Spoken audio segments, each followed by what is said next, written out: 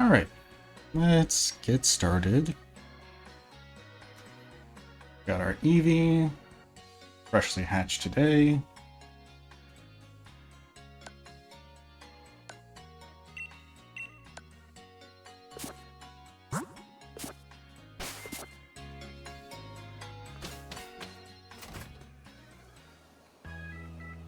Word. And we're off. Oops. Jumped the gun a little bit there.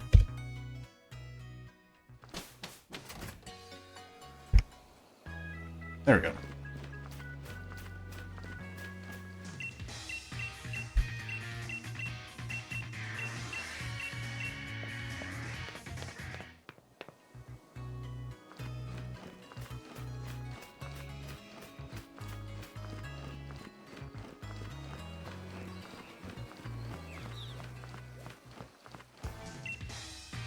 So, today we are running Leafeon, TAM. In honor of the SGDQ Sword and Shield race, our little mini speedrunning community, Cat Expo, is doing a friendly competition to run different evolutions as trade-alt mains in this game, and just see what times we can put up. So I've been doing a few this month. Generally for Cat Expo we have categories run for 2 months. We choose a new category every month, so that way they're kind of staggered, so that there's always 2 categories going on. And this one is the June to July category.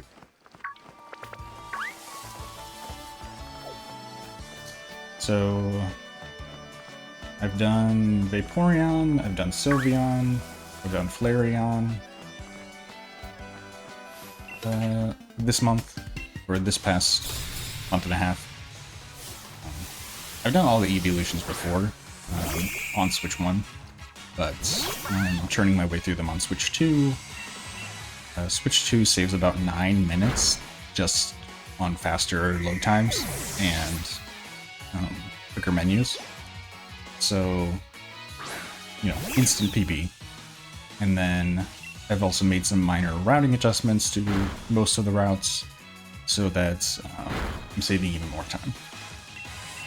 For example, this route previously was much harder to set up because it required a raid, a specific raid that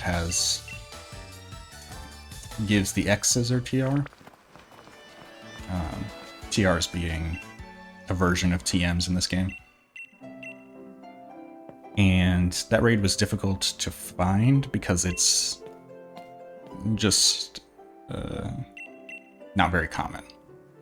And so you would have to set up a save file, hope that it was ready with X Scissor already prepared.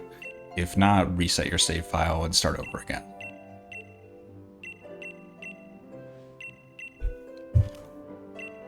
But in having some conversations at GDQ, I inadvertently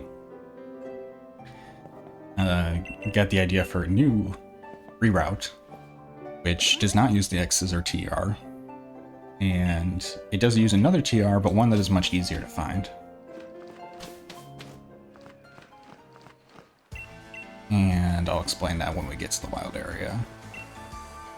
But this route definitely is easier to get started, and is pretty similar across Sword and Shield versions.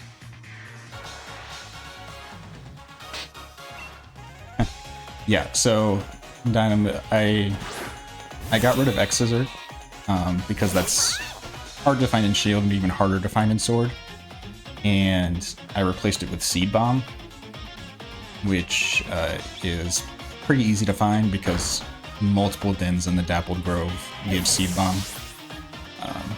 So you have pretty good odds of finding it on your first day, and if not, even better odds of finding it, you know, on day 1 or 2.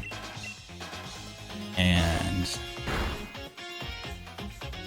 yeah, so basically we're just getting a powerful stab move off the bat, will kind of carry, and just using normal and dark moves as extra coverage.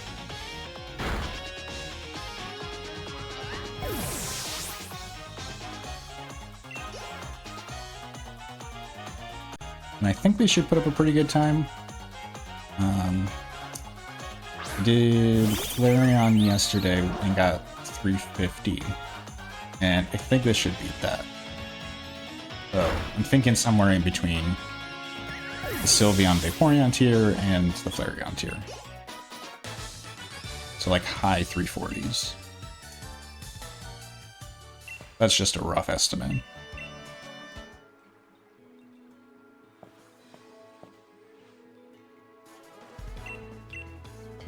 Leafeon is a little unique that you can't get the Leaf Stone immediately. So, like Vaporeon, Jolteon, Flareon, and the Friendship evolutions, I guess all of them, except for Leafeon, you could reasonably be evolved by the time you enter Motor Soak or the time you do Hop 3. Leafeon, you could do that, but it would be rough because you'd have to go to the Digging Duo and hope for a Leaf Stone. But there's a guaranteed Leaf Stone in Turf Field, and which is the first town, or the first gym town. And so you're only doing about 4 fights with Eevee before you get the Leaf Stone, which is fine because, especially since we're running an Eevee with adaptability, you're really not losing many, if any, turns.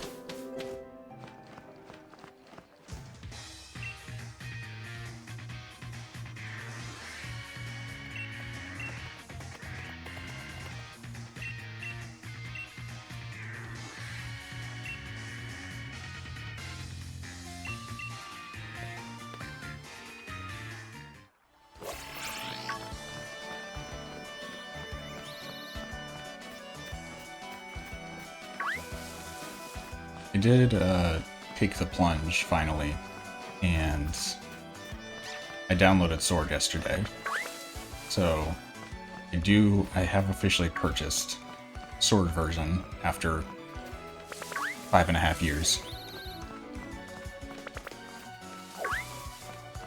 But I saw that the Nintendo shop voucher thing program was ending, and so I thought that would be a good opportunity to snag one of the vouchers, or a pair of the vouchers, and use one of them to get Sword and save the other one for later, just to save a little bit of money on the purchase.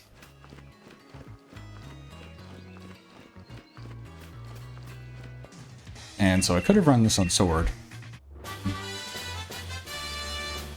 although I'd still have to set up a Groovy file, which I don't have yet. But I kind of wanted to do Shield first, just as like a point of pride. I wanted to do all the evolutions on Shield on Switch 2, just to see what times I put up.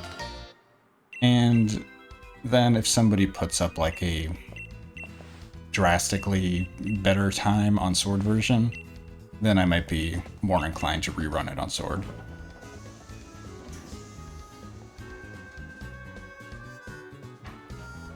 Because most of them are going to be faster on Sword, just by virtue of the better type matchups in the gyms and one fewer Pokemon and no Mimikyu, no Ice-Q.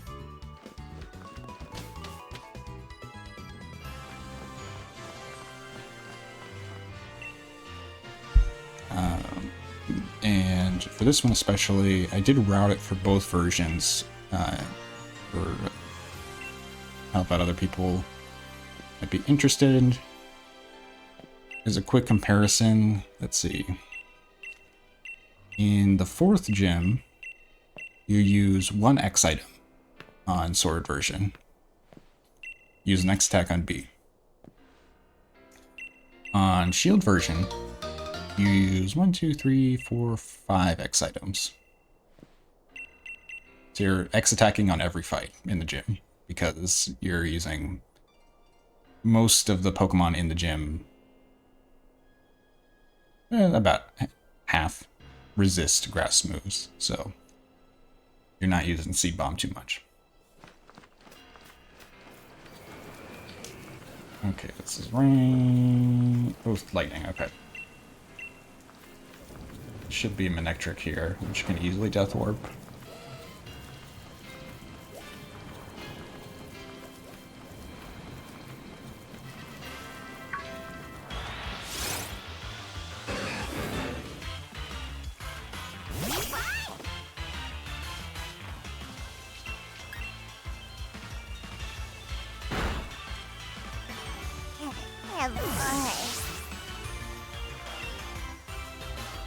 And then for Gordy Melanie Gym,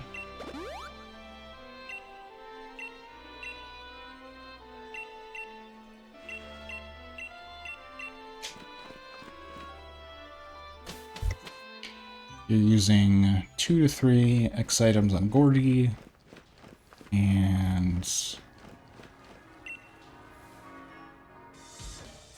2 to 3 on Melanie, but you do have to Dynamax on Melanie.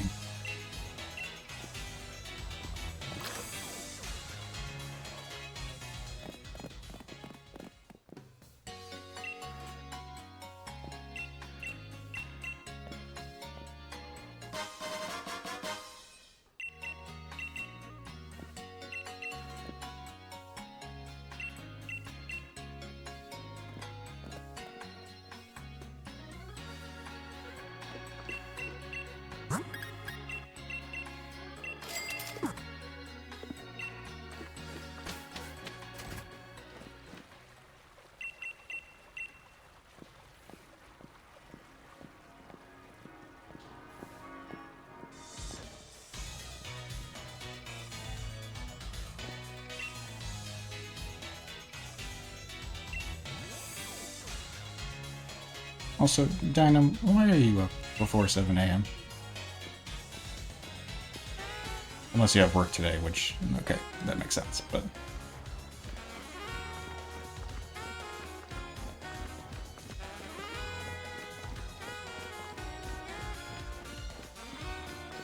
I say that as if I was not also up by 7 a.m.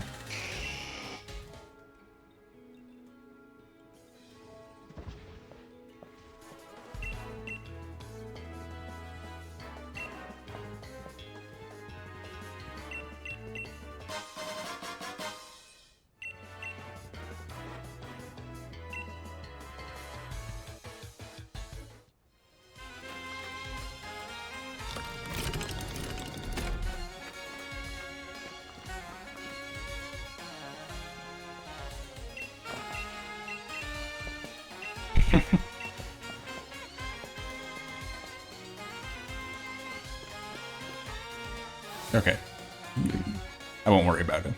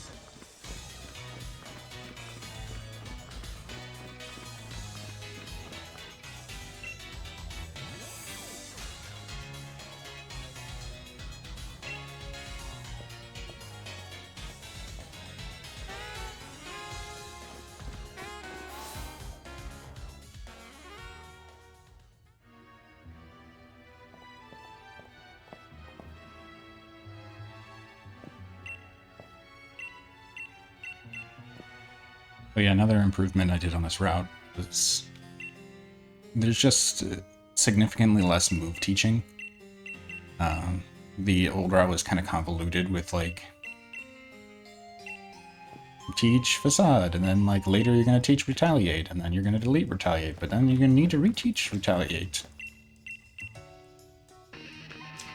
This is much simpler, and we're kind of just sticking with the same moveset for most of the run.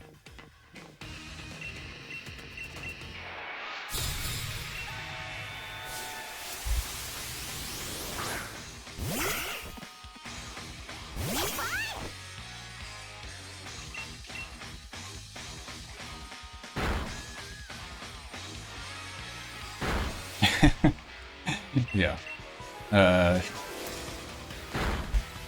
I did that on Flareon once too, but yeah, just it's either you use Last Resort on as their very last move of the run, or you have to Dynamax. And I figured using Last Resort was teaching and using Last Resort was slightly faster.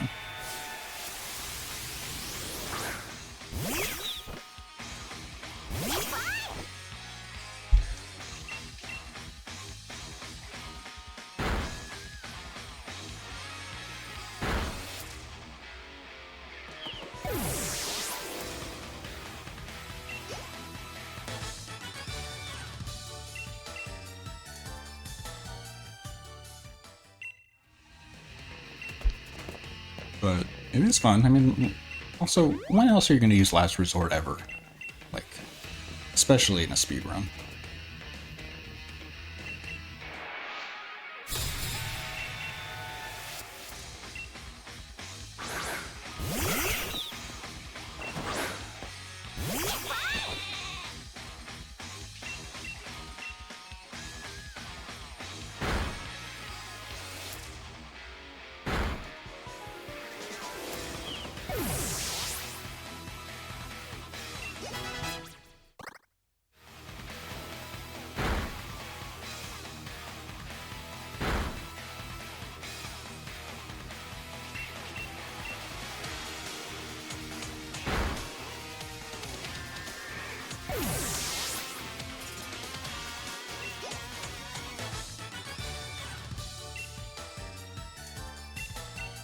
Okay, so we've made it through the covet spam section.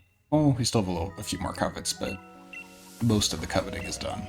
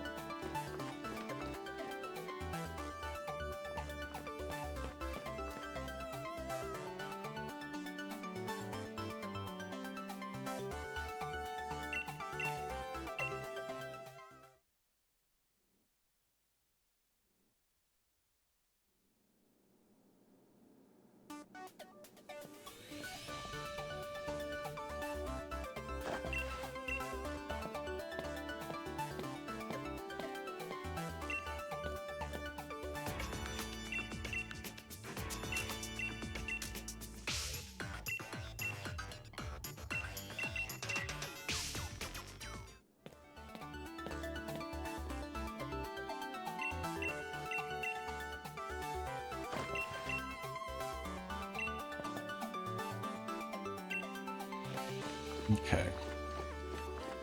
Now we're gonna make a quick pit stop in the wild area.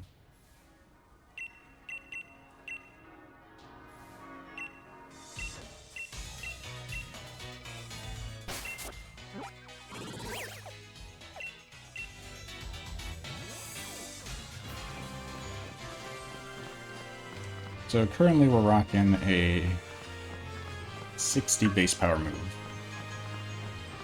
And that's decent. But let's pick up a 70 base power move.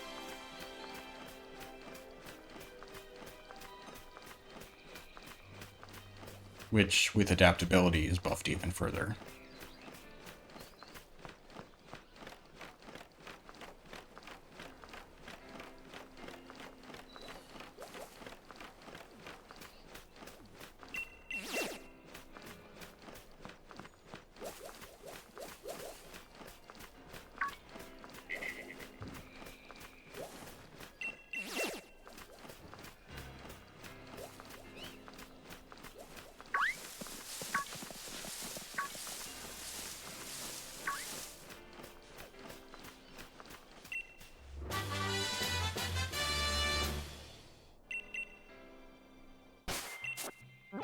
Okay, I'm gonna buy my quick balls now just so I don't forget.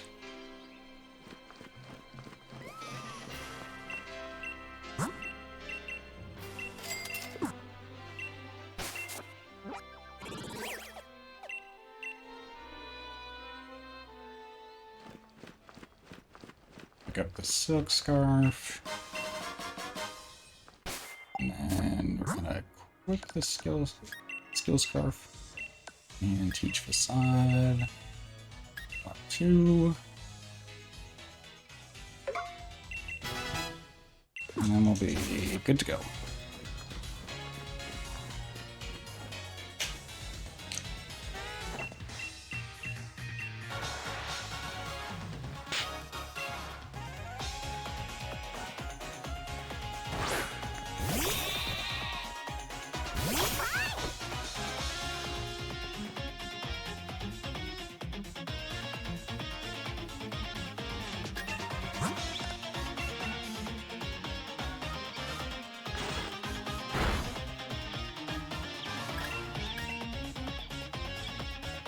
Another thing about using normal moves in the early or during these hot fights is not going to get any special effective text.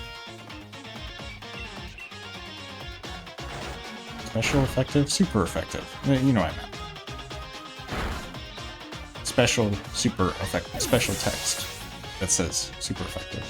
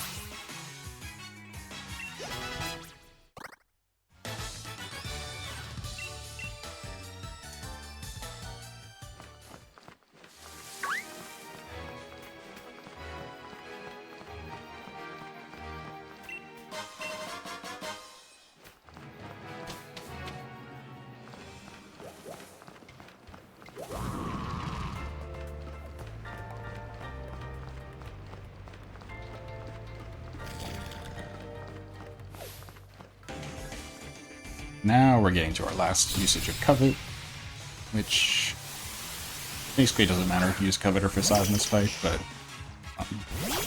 Covet is less inputs, fewer inputs.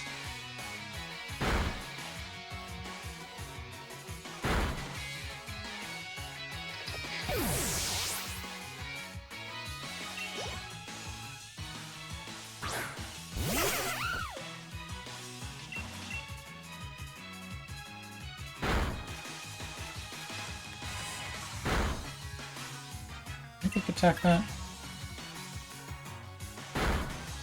Yeah. We're not going to teach Baby Doll Eyes.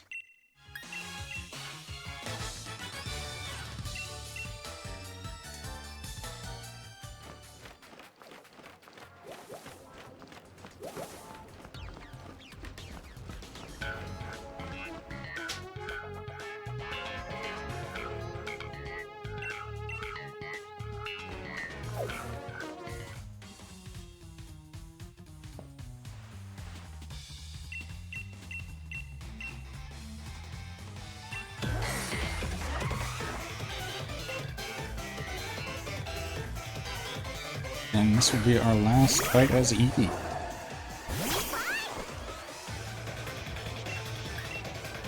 Let's see if I can knock this out.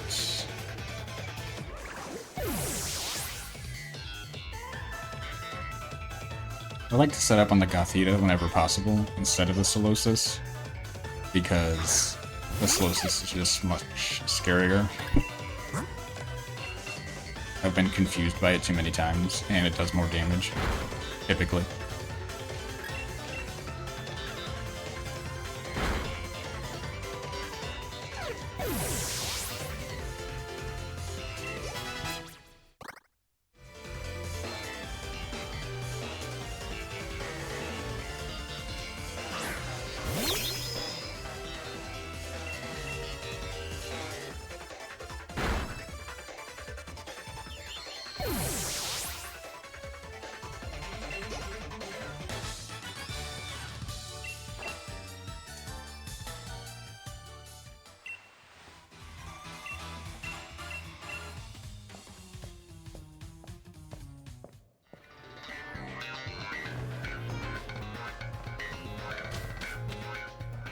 Okay, let's grab some items.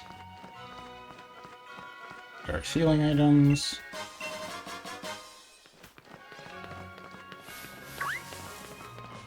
Get our rare candy.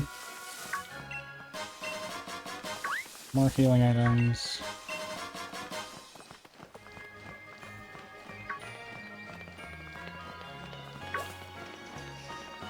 Don't need the silver powder anymore.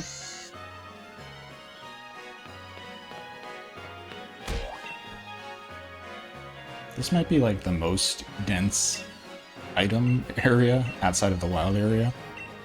It's just, I'm always surprised how many visible and hidden items are in this tiny route.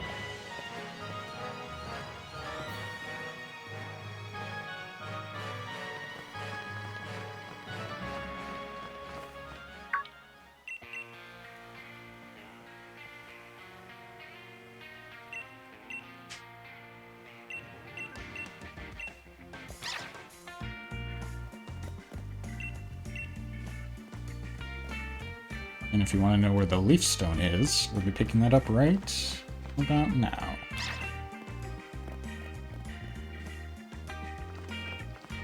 So we get 2 barks. Loop around the corner. There we go.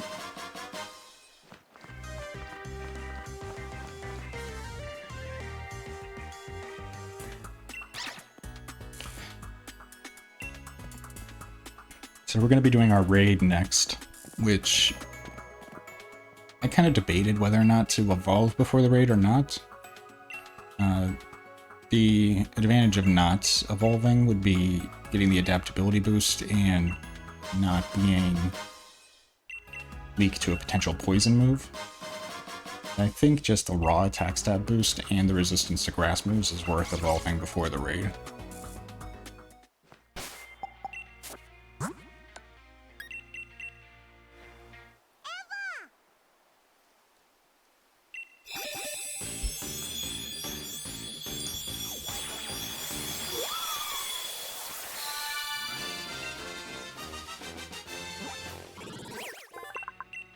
not going to see Tracer Leaf. So it's useless. I don't remember if I need... I don't think I need to heal, but I'm going to do it anyway. Gonna fly back to the wild area. Okay, so I'm pretty sure one of these is a Seed Bomb TR. I didn't go in and vet it beforehand, but I'm pretty confident. If we need to date advance, we can.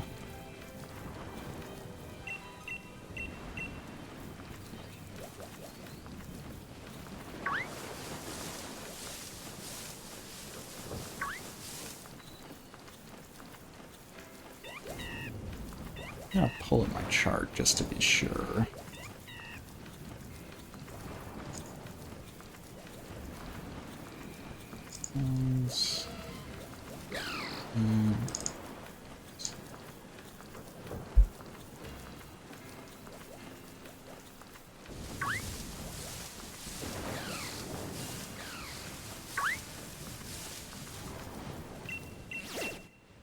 No, don't want that.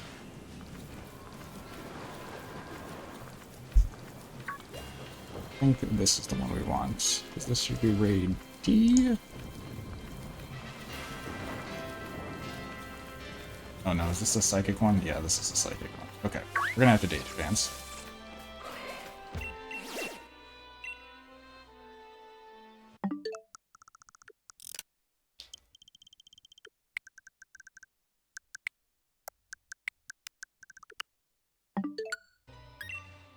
Admittedly, I didn't want to set up a new file just for that. Okay, one of these should be good.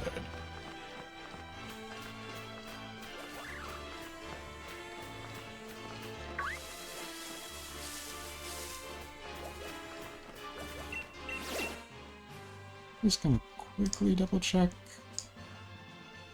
what this is. Okay, this is the...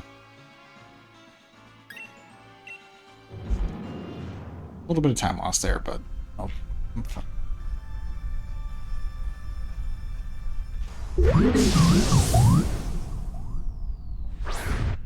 What's our team looking like? Leafeon, Halucha, Torkoal? Oh no, it's Lazo, Torkoal. Okay, this is pretty good. So I'm not gonna Dynamax. Just gonna Facade. Do not use Covet in a Dynamax raid. Covet will not work.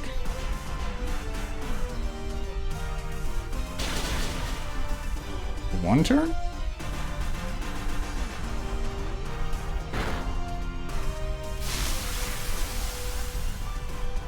Come on, Torkoal. Tap it in. Yeah. This is another advantage of coming back after doing getting to Turf Field, is that you're going to be higher level for these raids, and the Pokemon in the raids don't scale until after you beat a gym. So we're gonna Seed Bomb in slot 1.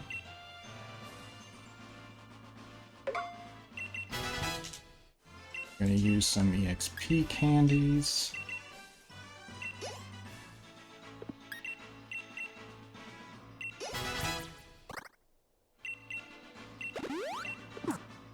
Then fly back to Turf Field. Move reminder. Leafeon is unique in that, well, I don't know if it's the only one, but not all of the evolutions get Bite as a level 1 move. But they all get Double Edge.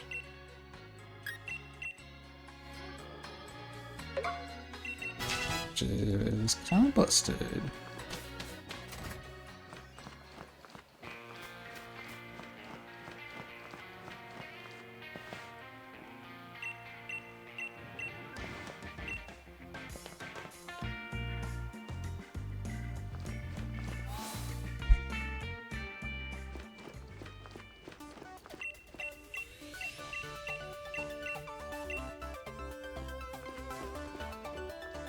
Yeah, so lost a little bit of time there. Ideally, I would have not have healed because I didn't need to, and I would have already had a raid prepared, but I didn't want to set up a new groupie file and spend 20 minutes doing that.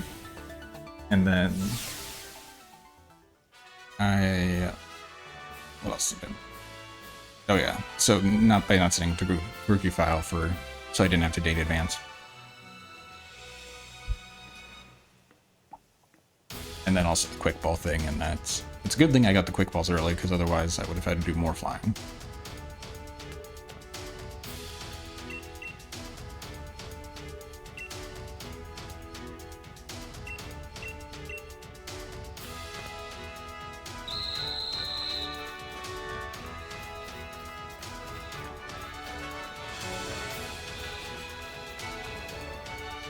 I did start to wonder how many hundreds of times I've done this Wooloo hurting.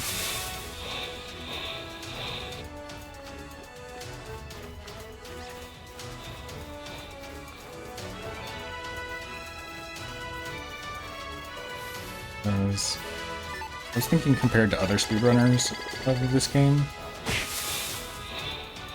I don't think I've seen the intro as many times as people that like Jordan, who, you know, reset Sobbles for any percent repeatedly.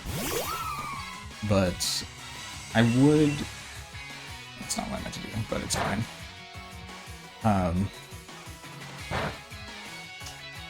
I would say I'm pretty up there in terms of seeing the end, like fighting Leon, and or at least probably up there doing this puzzle and in completing runs, because I don't reset a lot, and I've done so many TAM runs in addition to the main categories. So I'd say I'm probably in the top 3 of people who have done this puzzle.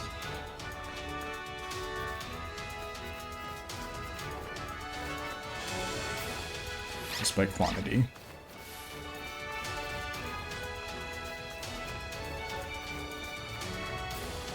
Even my attempts counter on this trade all main splits is not accurate because I lost my previous splits. And I think I just estimated that, like, yeah, I've done 100 or so, but I definitely have more trade alt mate runs than 153. Or attempts, rather. Well, maybe completed runs as well.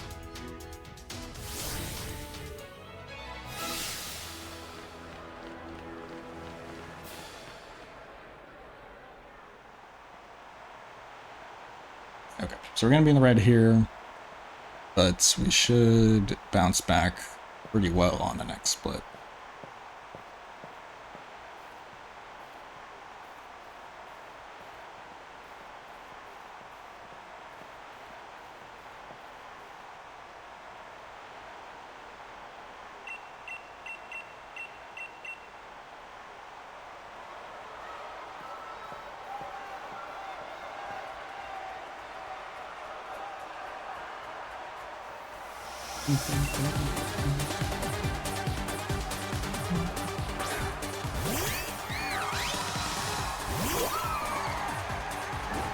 Smash B.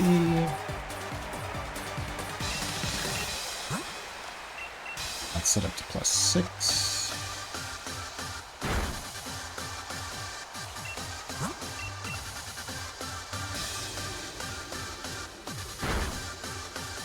Don't make me heal.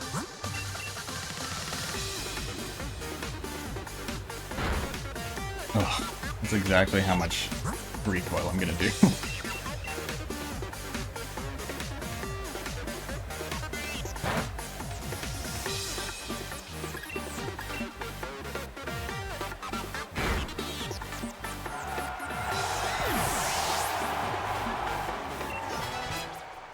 So you see, I just hit level 18. carefully planned out EXP candies. You get that level 18 damage boost for Eldegoss.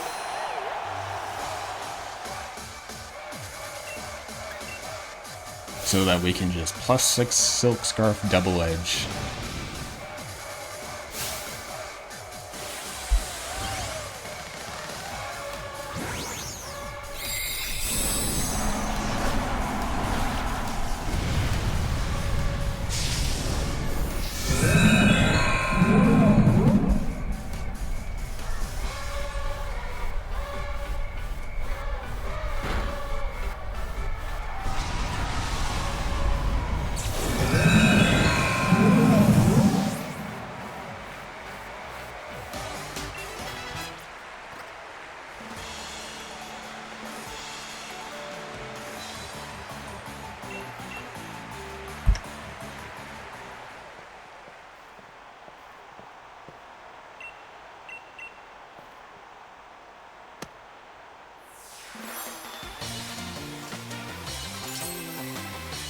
I wish there was a more convenient, like, changing room.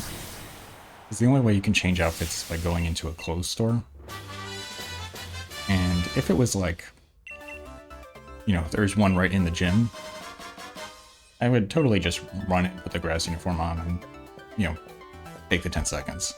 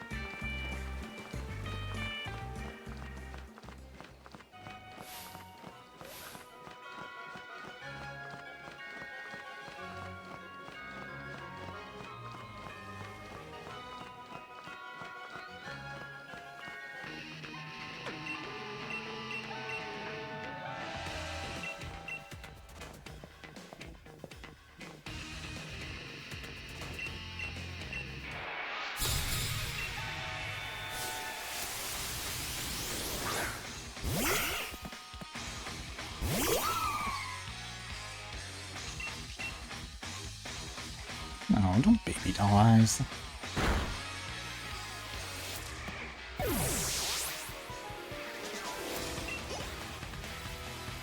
So now, instead of being favorable range, this is going to be a 2-shot.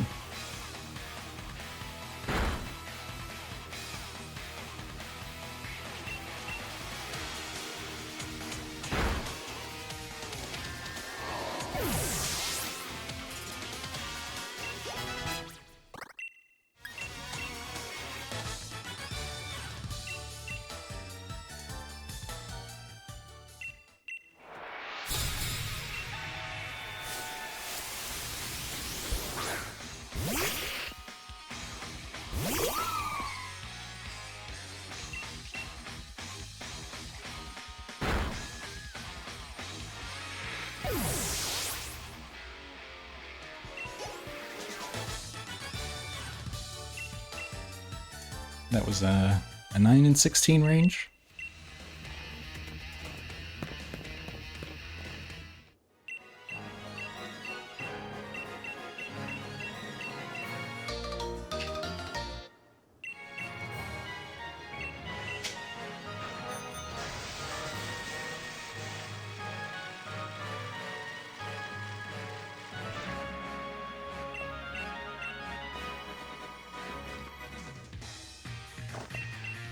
So, if you're unfamiliar with Leafeon's build, it's unique among the evolutions in being purely a physical attacker. I actually did have, my previous route had to use Giga Drain on Ice Q so that I didn't proc Ice Face. So I was actually running a lonely Leafeon. Thankfully I brought that out so I can sacrifice the special attack stat.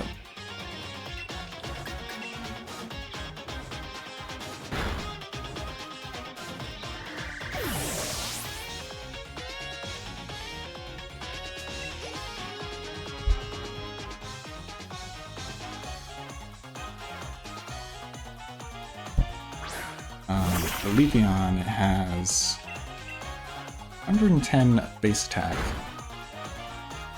and 60 special attack. So it's not the highest attacker, because that's a Flareon with 130 base attack, but Flareon has decent special attack at 95. So it's primarily physical, but can use special moves pretty well. But Leafeon is very much a heavy physical attacker. And physically defensive. Which, just a little unique compared to many of the other evolutions, which are much more special attack, special defense based.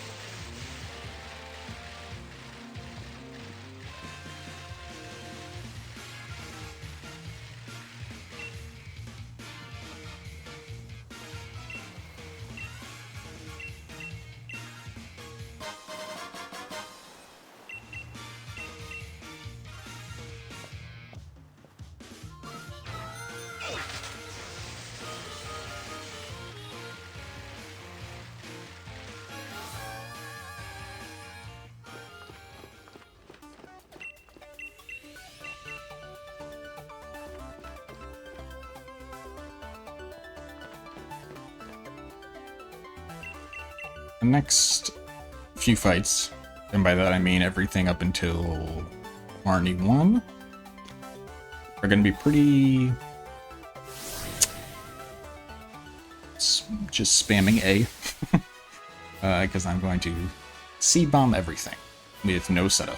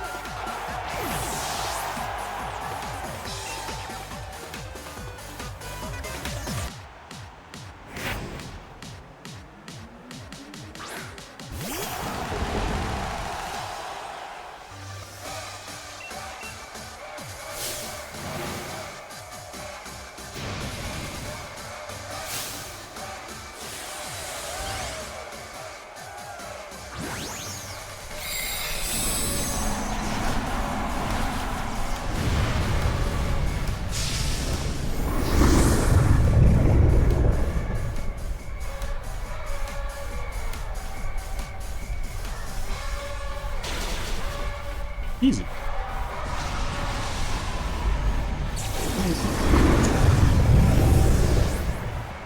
And I'll clarify that splits I'm comparing against are not Leafeon splits. These are just general trade alt main splits. This is comparing against average. Ooh, nice gold.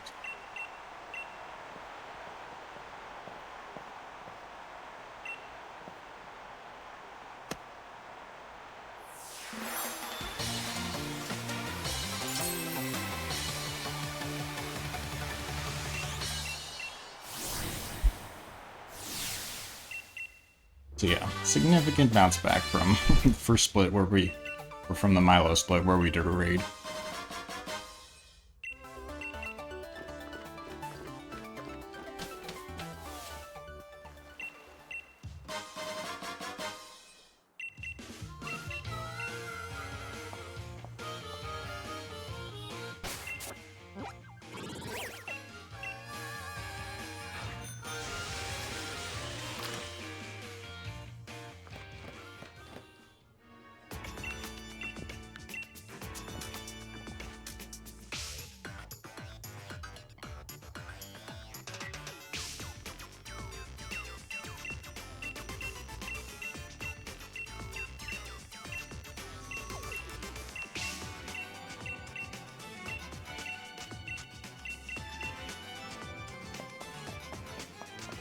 Easy.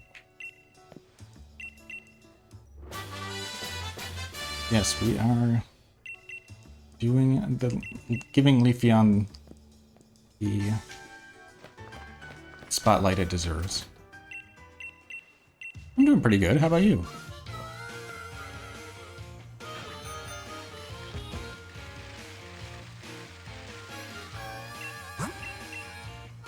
Oops.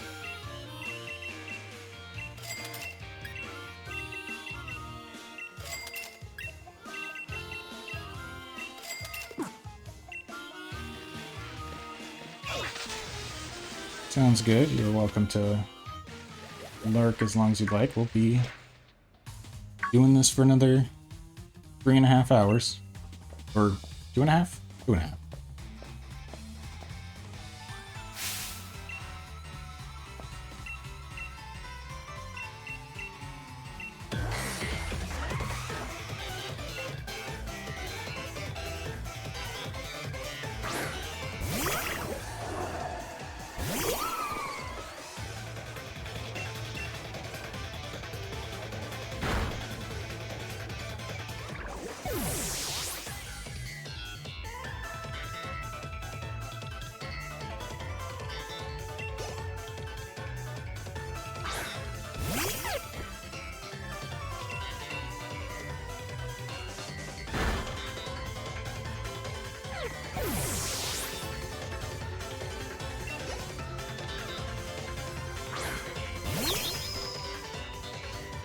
Unfortunately not the most, like, thrilling part of the run, because we're still a fully evolved Pokemon with a, like, 80 power stab move that we're kind of just, cruising on through. So this would be a great time for donations.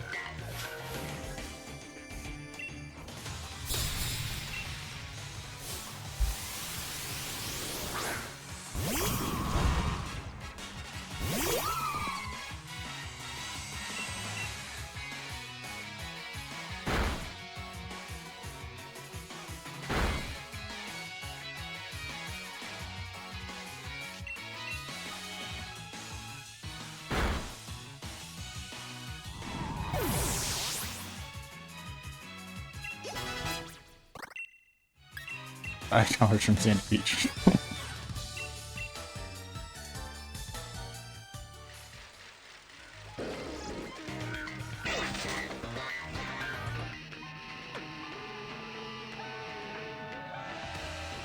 Yeah, if anyone is unaware, Sandy Beach IRL will be doing their once-a-year stream on July 25th, playing the new Somnium Files game.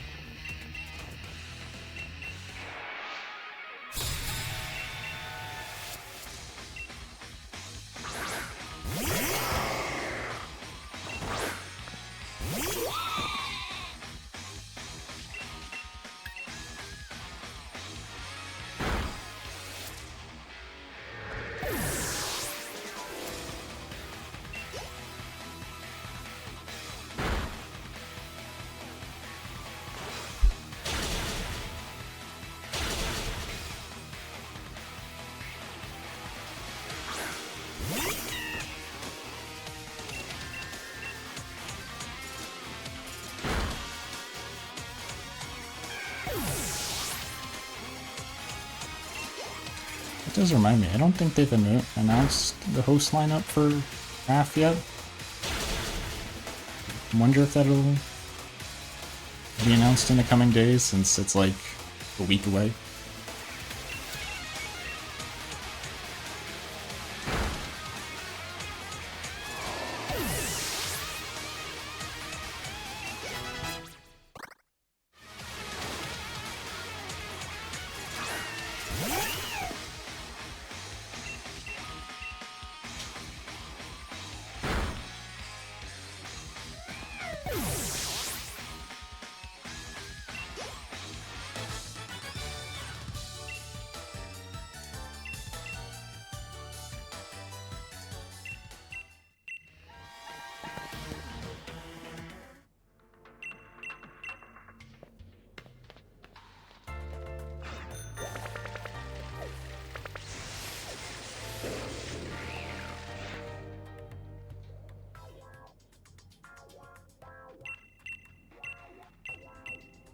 Though I suppose if you are in the RAF server, you can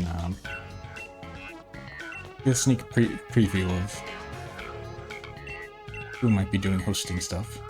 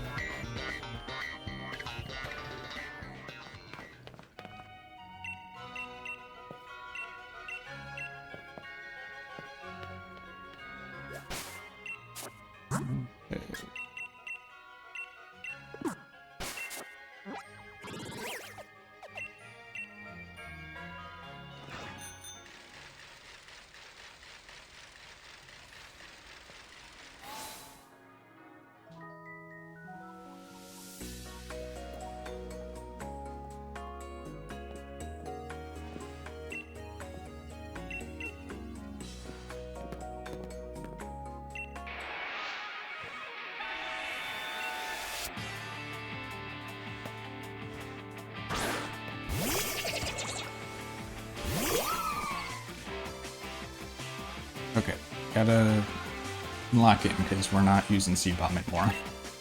At least not for this fight. Ow!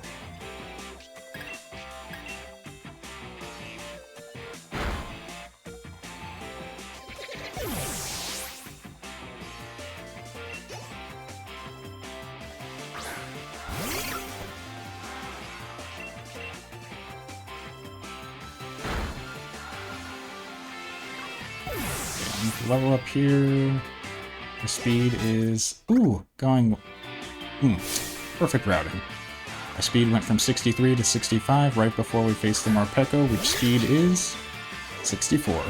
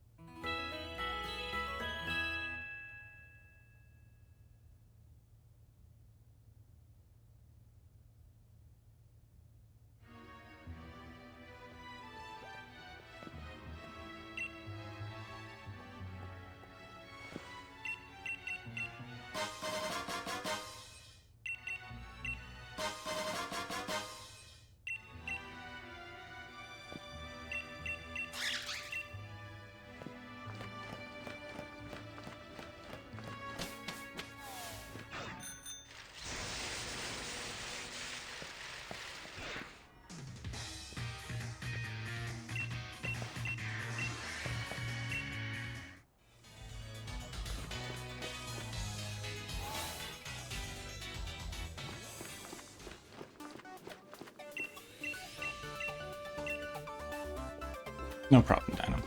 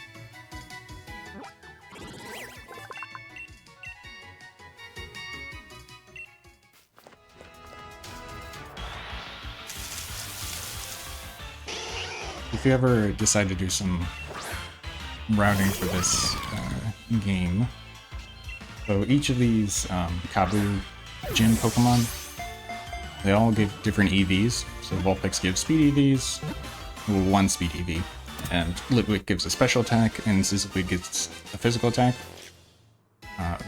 However, if you're worried about experience, or prioritizing experience, then Sizzlipede is actually the best option because it gives the most EXP of the three.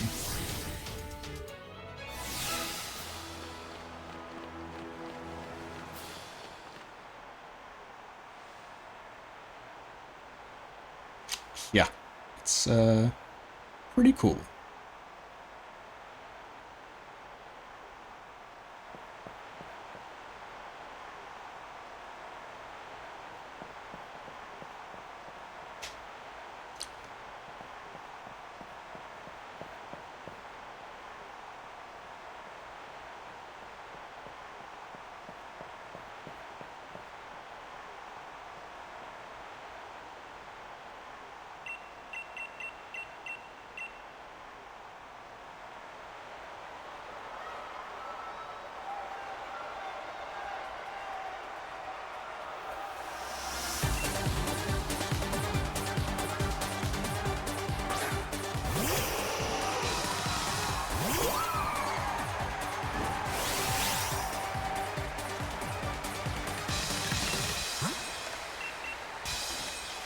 So Will-O-Wisp, there we go.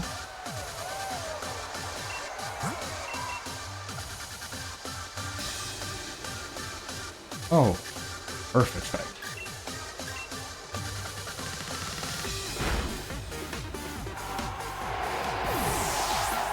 Getting the burn while the Will-O-Wisp with the Fire Spin miss.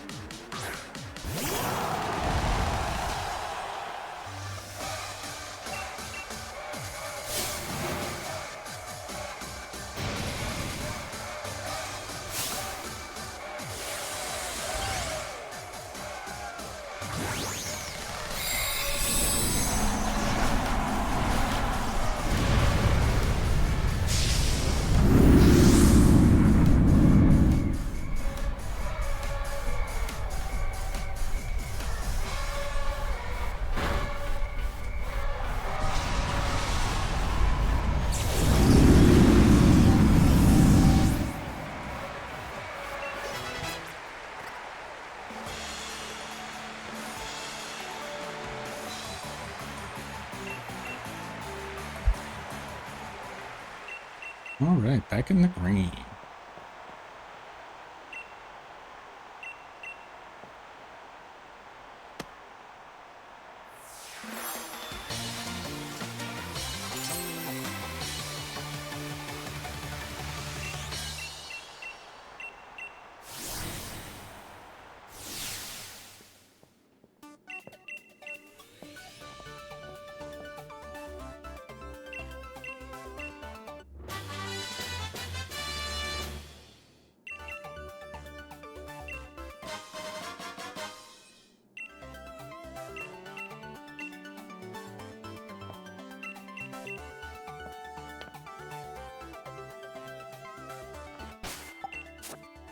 Death Orb.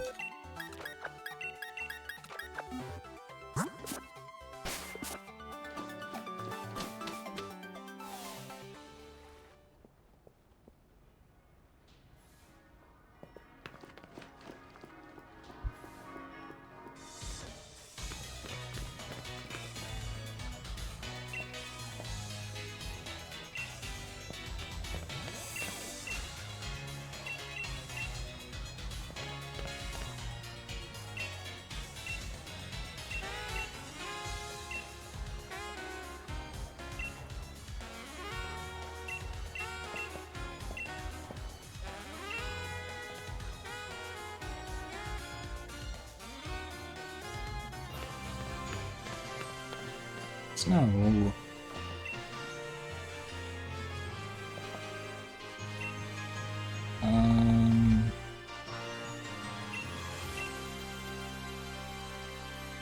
So the issue with this is that instead of a Garbodor or a Mudstale, being there to Death Warp off, there's going to be a Piloswine. Piloswine's not great because it only knows 2 damaging moves, which are Icy Wind and Ice Shard. And we are a Grookey, so either one of those should KO pretty easily. But given that it's only 50-50, whereas compared to the other Pokemon that have 3 damaging moves, this is not as ideal.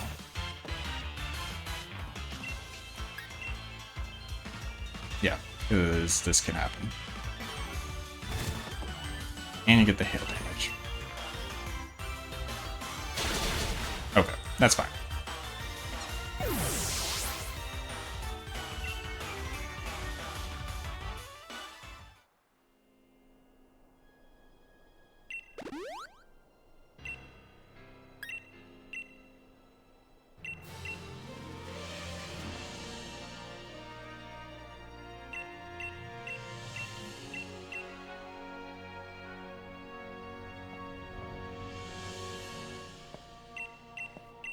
The backup option there would have been you can bike a little bit further and go over the bridge, and there's the Snorlax that's always there.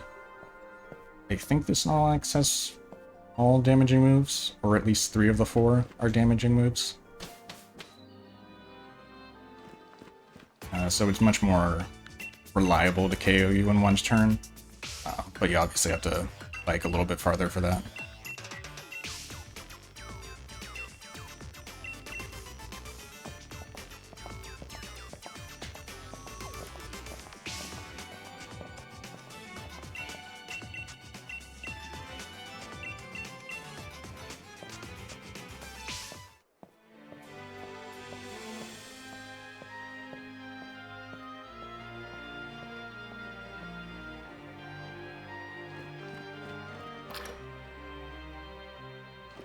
One, 3, 5.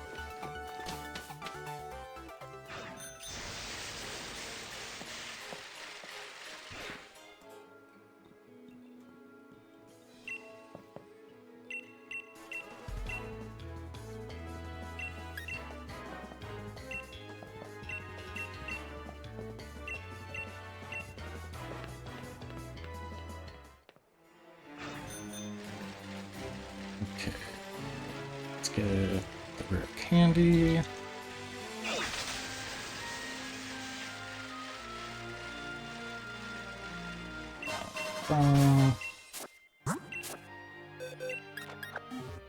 Re-equip Miracle Seed.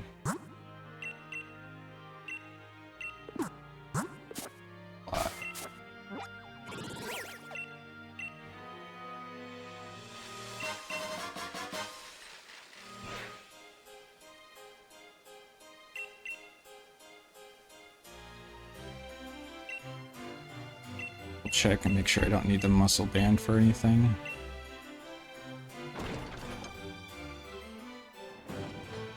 Don't believe so. No, we're good.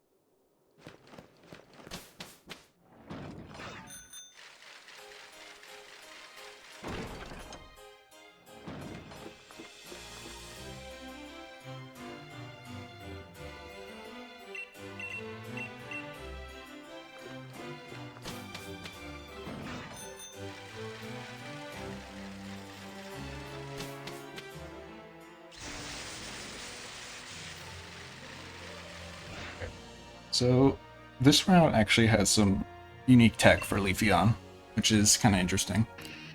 So because it's sunny on this route,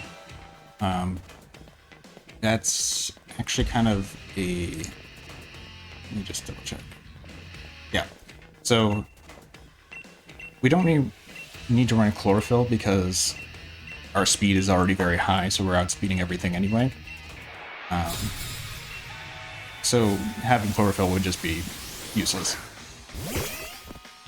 So the ability we're running is Leaf Guard. And if you're unfamiliar, Leaf Guard prevents status conditions when you're in sunlight. So, like this Stunky isn't even attempting to go for poison gas because it's not going to work. So, yeah, the sunlight's going to protect us from statuses, which technically we could use the poison to, like, buff up Facade, but we don't really need more attack on this fight, on this round. And Facade also has poison ticks, or being poisoned, you know, has, like, status lag and stuff. And the other thing is, what else is that? We can't get Metronome, like, into, like, being nuzzled or something.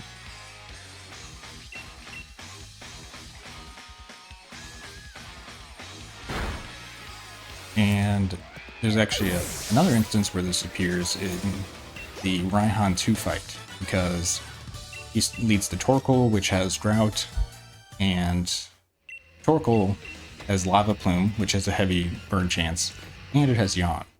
And neither of those are going to happen to you. You're not going to get burned or put to sleep because the sunlight's out. Which is very beneficial because you don't have to waste turns like full restore. And sometimes it'll even go for Yawn, even though it's it'll fail.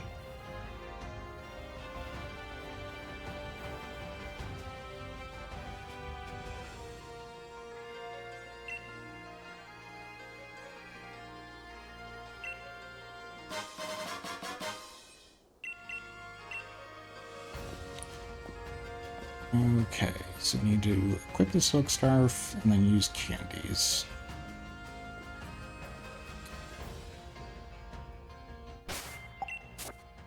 Silk Scarf. Use smalls.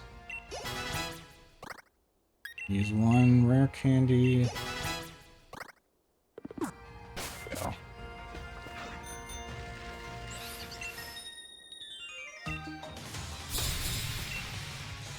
Technically, we don't need the silk. Mess that up. Silk scarf yet, but I'm hoping that we don't have to menu after this fight, and we don't need the miracle seed for it.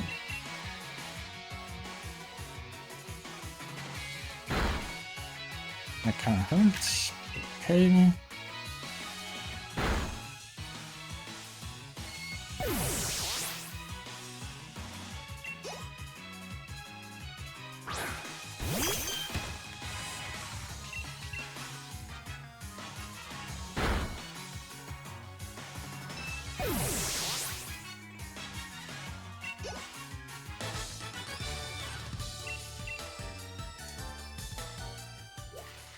We're probably gonna have to heal that damage.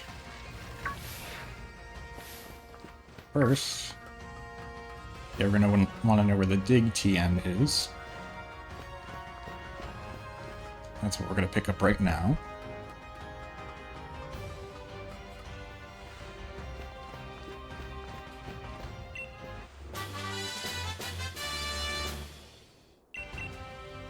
Okay, let's heal up a bit.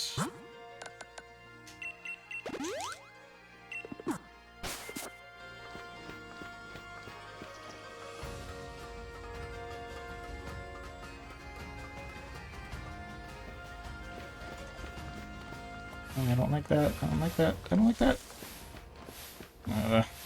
Oh, Maractus, get away!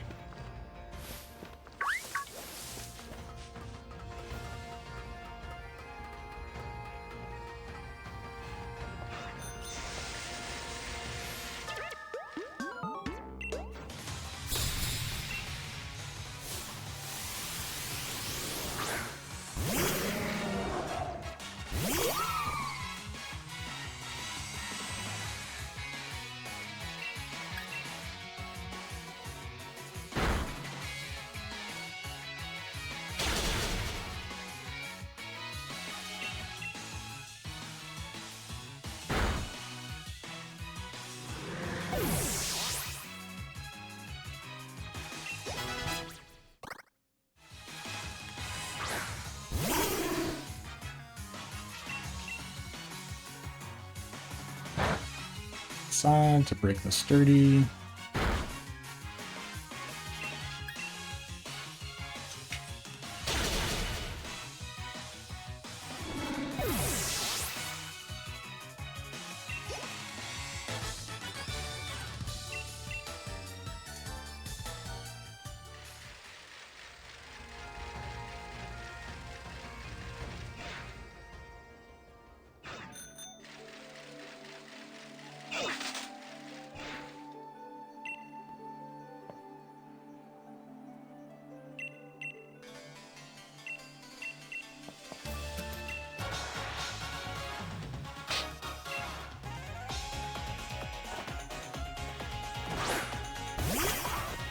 And this is commonly a frustrating fight in the run, just because it's a pretty diverse team, and Cramorant is a special defense bulky, and Silicobra is defense bulky.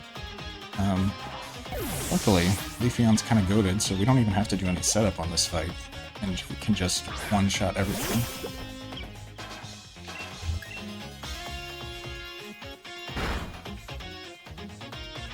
Great, no static Pura.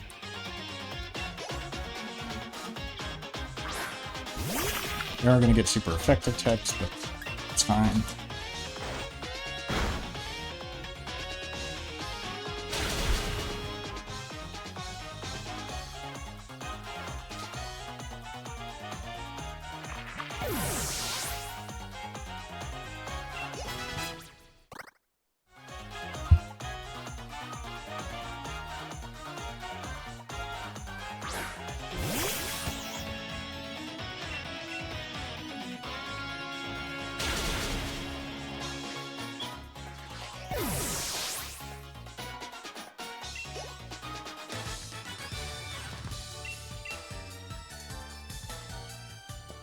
Okay, and here is where the Sword and Shield versions start to differ. So, neither of these gyms is overly complicated on either version, but the Sword version is definitely faster. Mainly because you can just Seed Bomb everything. And, yeah, because there's no Pokemon in the gym that are resist grass moves. Shield version is a different story. So while this is a ghost gym, and ghost and grass don't have any interaction, there are actually 1, 2, 3, 4, 5, 6 Pokemon in this gym of the 10 total that resist grass moves because of their secondary typing. So because of that, we're going to be using a lot of Bite instead. Bite only being a 60 power move and not Stab, we're going to have to use some X attacks, whereas Sword version does not have to use nearly as many.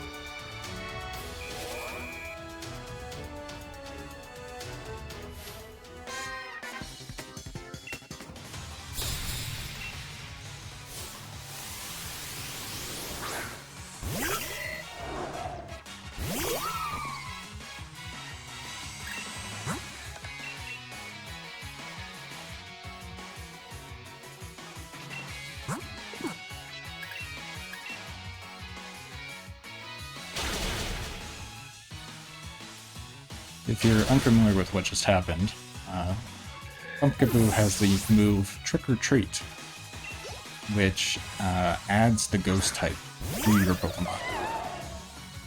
So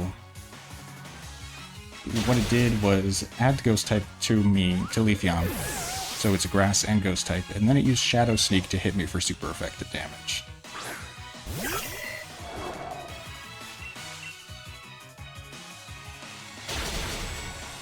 Granted, it's still a Pumpkaboo, so it wasn't that much, and I have like 130 base defense.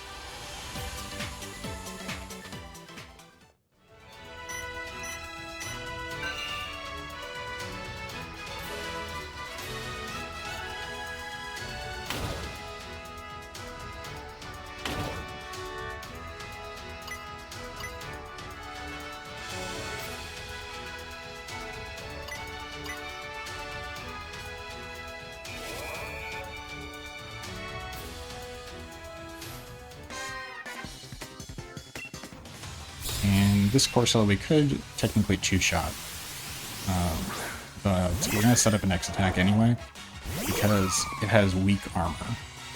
And what weak armor does is when you're hit with a physical attack, your speed goes up by 2 stages and your defense goes down by 1 stage, I believe. Which is time-consuming, because in addition to the text about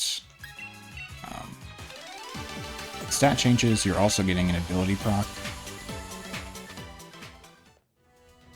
and that just wastes time. So it's faster to just set up an X item and one-shot the Corsola instead of two-shotting with physical moves.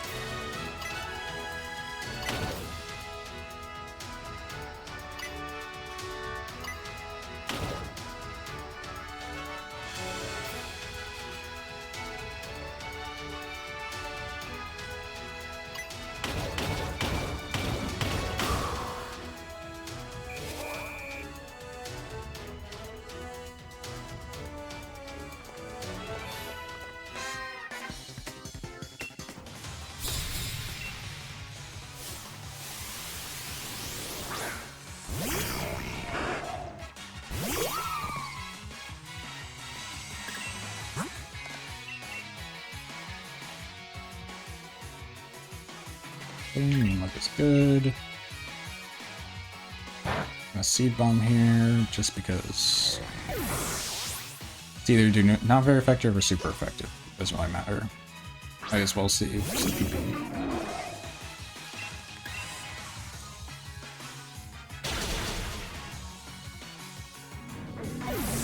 And that Drift Bloom you really don't want to, even if you can Oko the Haunter, you don't want to do it for the 2-shot the Drift Bloom, because for 2 reasons.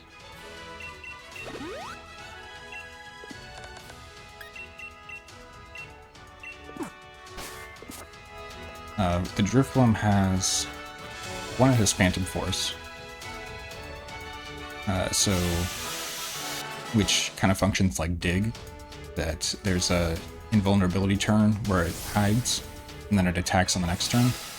So if I were to use, like, didn't set up and use Bite ×2, I would Bite, it would disappear, I'd have to wait a turn, and then I'd have to Bite again. The other move that can cause issues is it has Stockpile. So, say you would normally 2-shot it by doing 60% each time. If you could use Stockpile, then that 2-shot might become a 3-shot.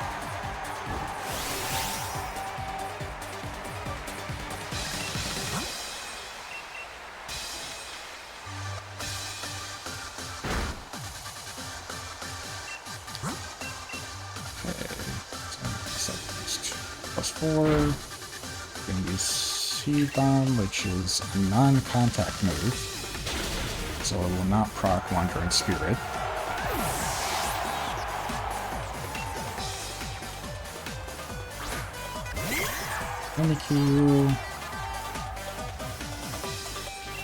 Mimikyu has Baby Doll Eyes, which has priority and lowers your attack.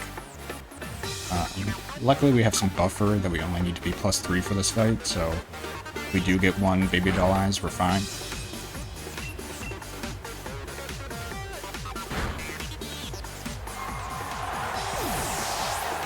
But if you're running a physical attacker, you kind of always have to be prepared for potential Baby Doll Eyes.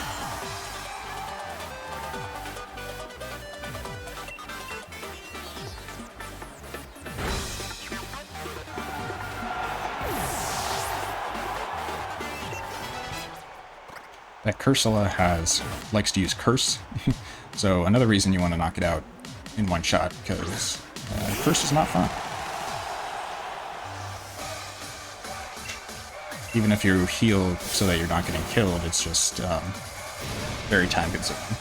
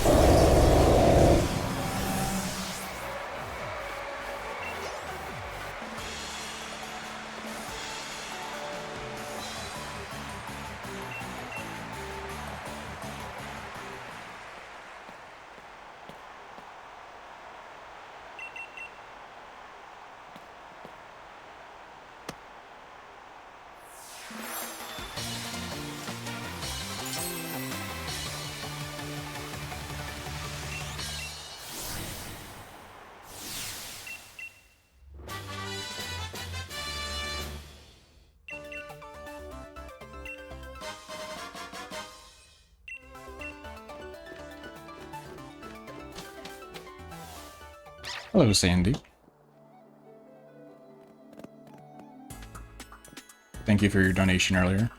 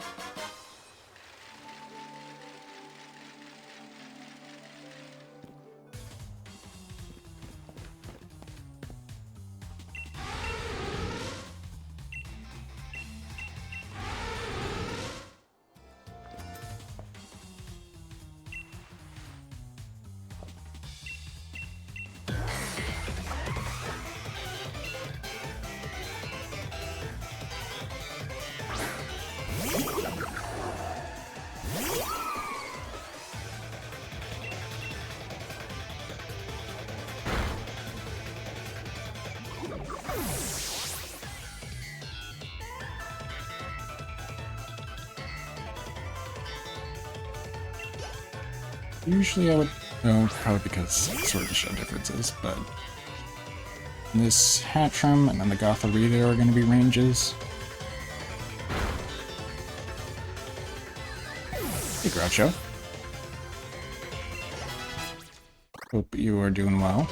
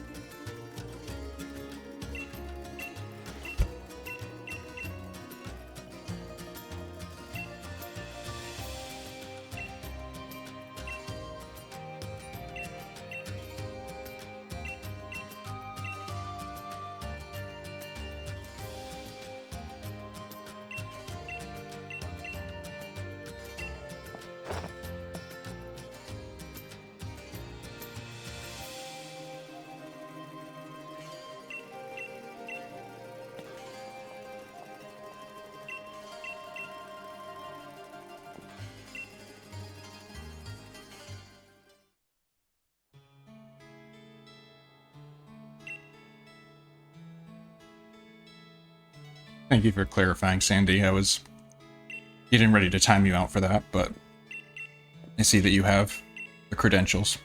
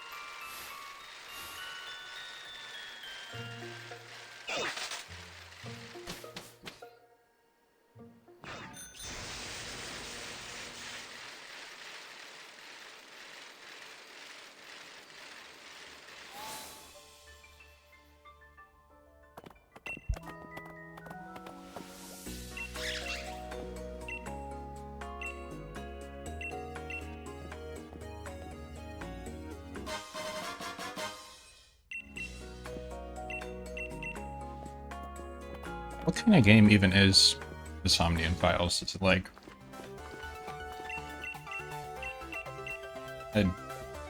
is there dating elements? It seems like I've seen.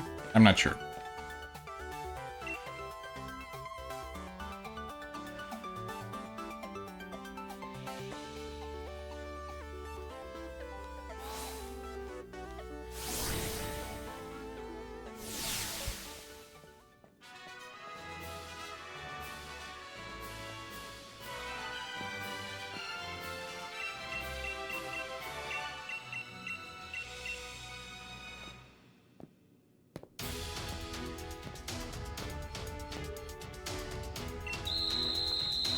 Escape room. Interesting.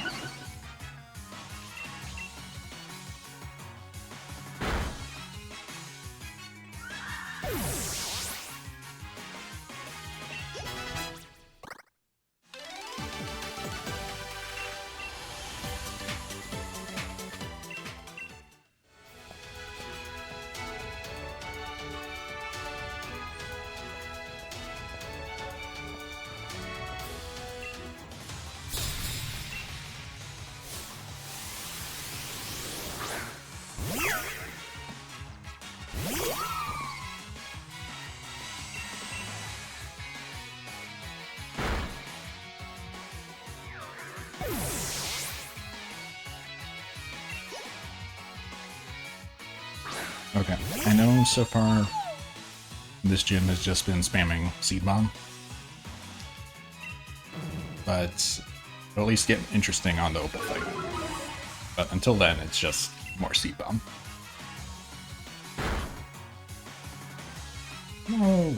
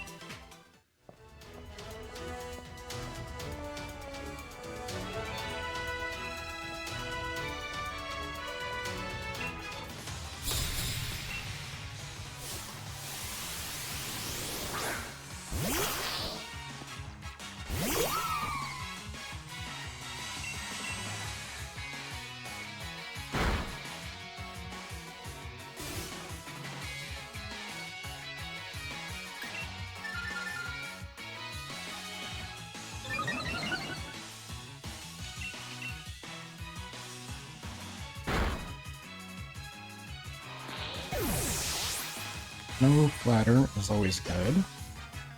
So this should be a 14 and 16, which we're just gonna hit.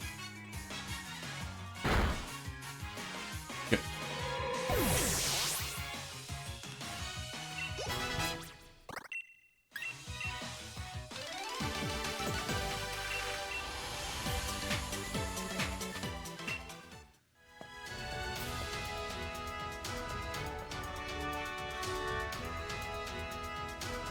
Alright, so the main scary thing in this fight is Weezing. But Togekiss also a little scary because it's a flying type. So we're gonna Rare Candy 2 times. Heal up. Potion. Off to Ban.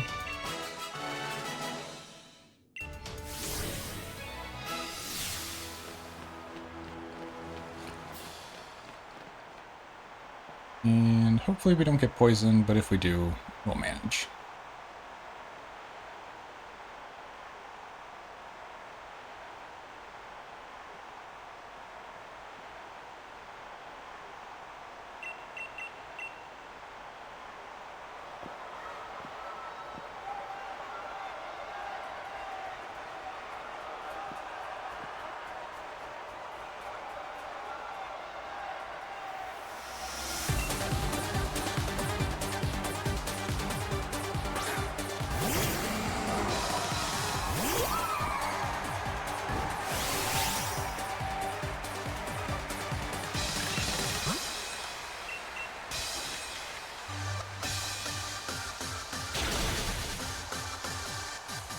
Okay, good.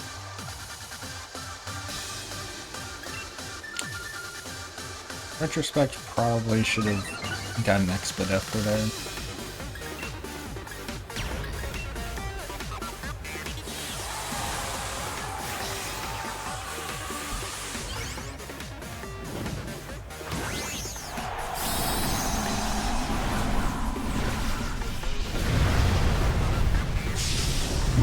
Yes, we run a Dynamax on the first 2 Pokemon instead of the last.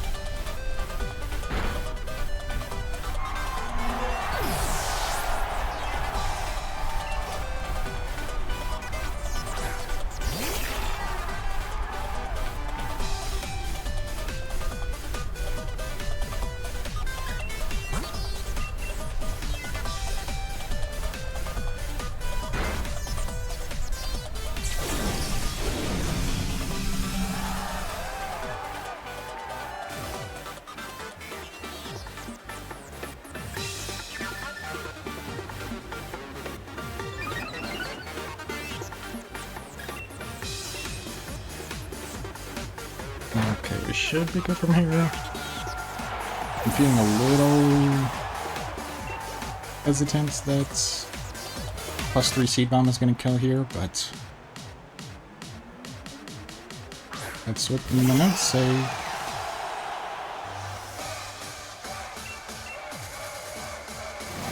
Even if it doesn't, I mean, we're not going to die to G-Max Finale.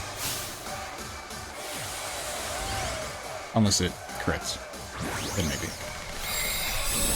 Which I probably should not have said.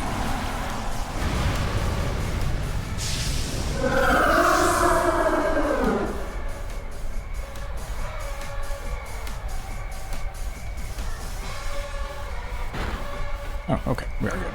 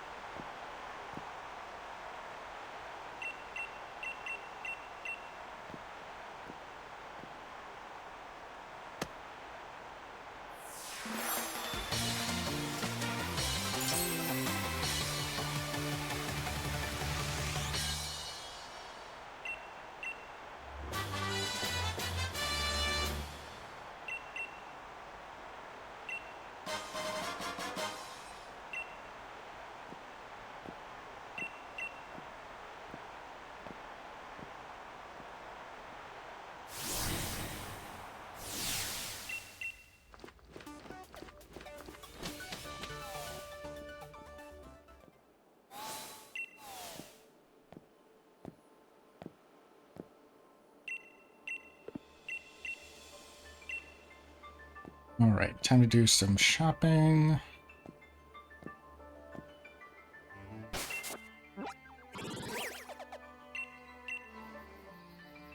Get our X attacks.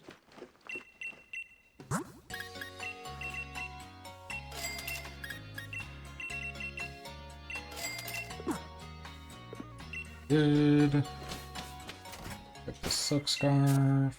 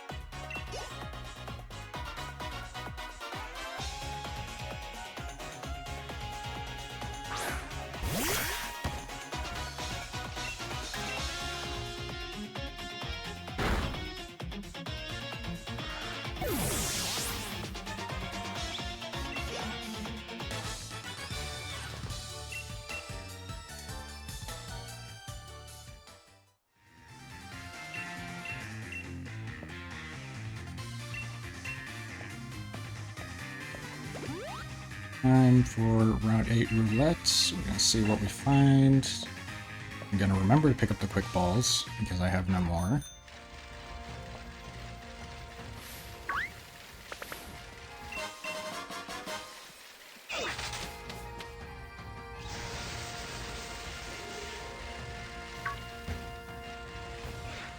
So ideally on this route, you want to be biking the entire time, or 90% of the time, but that's definitely takes practice because there's a lot of twists and turns, and you kind of got to have a good idea of what spaces you can squeeze through and which ones you can't,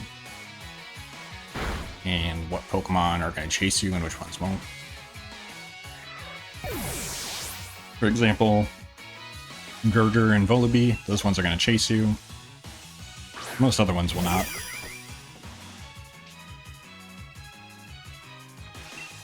Hey Birder, good to see you. Thank you for the good luck.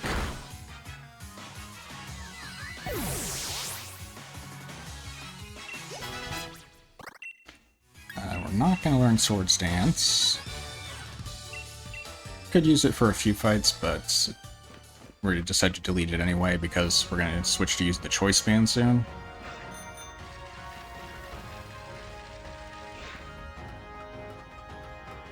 Another thing you want to keep in mind when picking your partner Pokemon is what your Raihan order is going to be. For example, if you're taking out Gigalith first, or if you're taking out Flagon first. In this case, we'll be taking out Flagon first. Let's see what's available. I'm gonna take the Golett, which, even though it'll evolve, I think is the safest option defensively.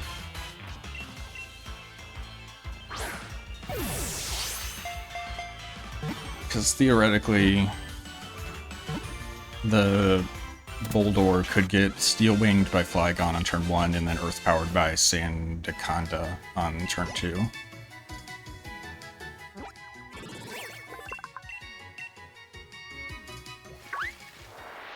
Thought I could squeeze through that. The bike does have a deceivingly large hitbox.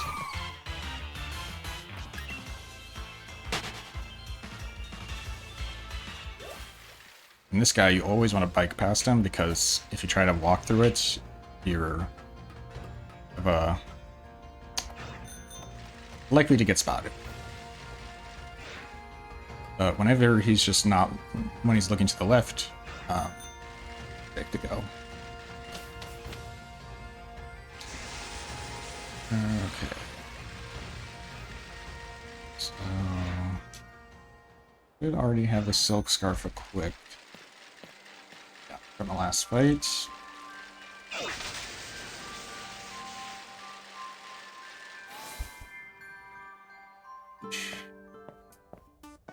So, in Sword version, 40 fights should be pretty easy. I have not tested it because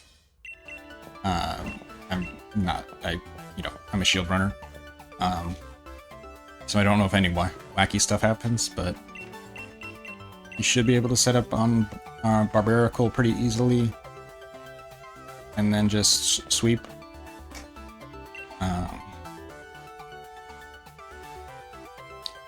On Melanie, we're gonna have to get a little creative.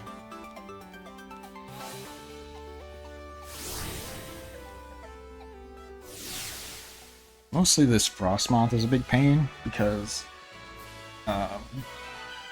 Bug Buzz will just OHKO you.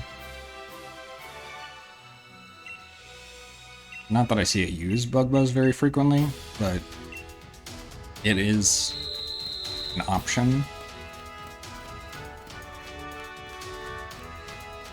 Okay.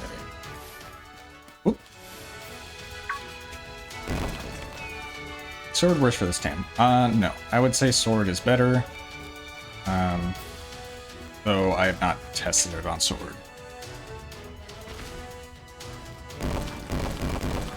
I'm kind of doing all the evolutions on Shield just to kind of cement my times there. And then if I did end up buying Sword like yesterday for the first time. You know, in 2025. And I might opt to do it eventually on Sword, but I already had the file set up on Shield, and I spent more time like working the Shield route. But I would say like 75% of TAMs are going to be faster on Sword in general, and this is no exception.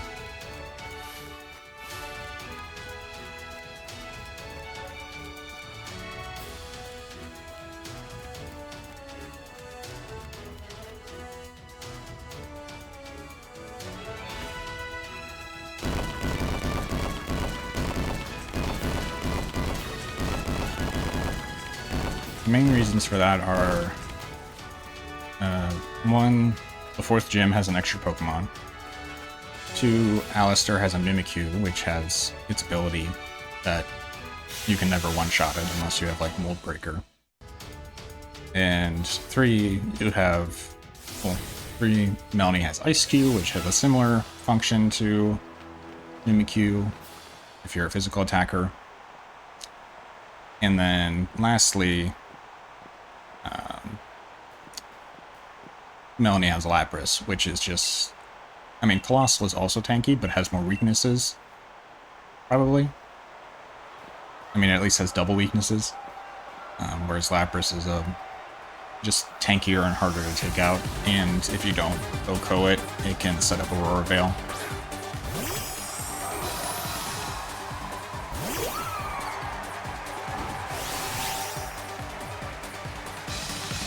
So this is a 13 and 16. Okay, good.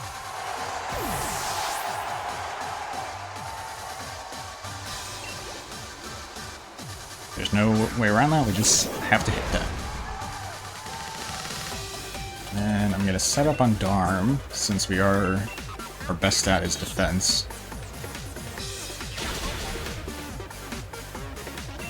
Get that up.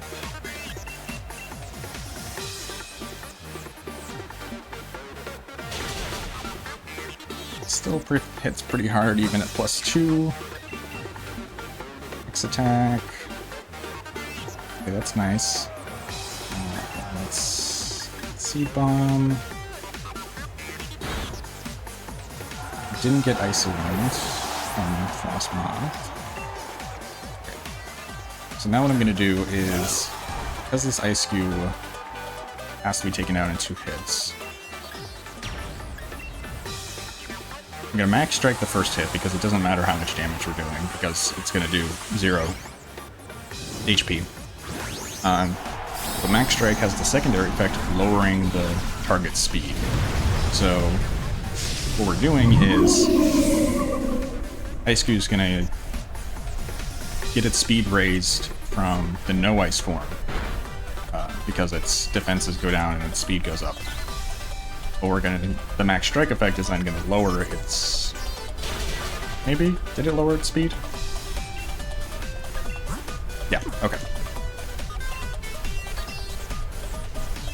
So, if we hadn't lowered its speed, it could outsped us on this turn, and then use something like Hail or... excuse me. Hail, Icy Wind, Freeze, Strive, something like that. So... yeah, I spent the free turn, or no damage turn, lowering its speed, so that way I could outspeed it next turn. And then this, even though we're only +2 attack,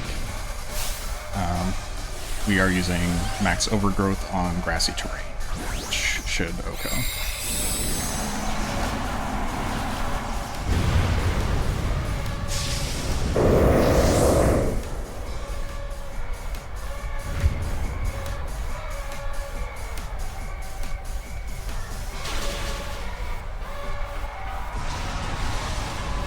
Little extra details for that one because that's probably the most dangerous fight in the route.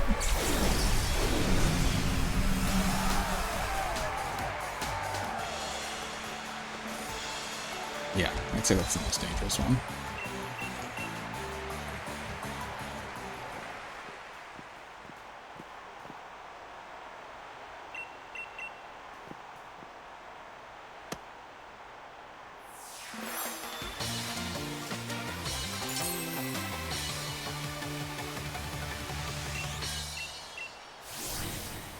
Luckily, we don't have to see Melanie again.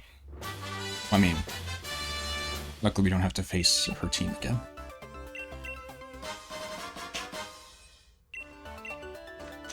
Okay, Miracle Seed.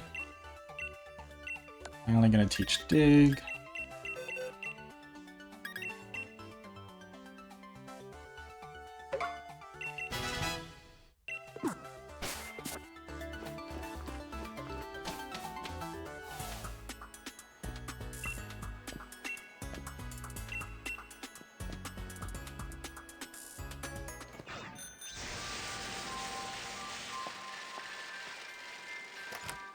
I will say this next fight is also not the most fun to deal with because of Corviknight. Whenever Corviknight comes up, it's frequently a wall, especially for grass types.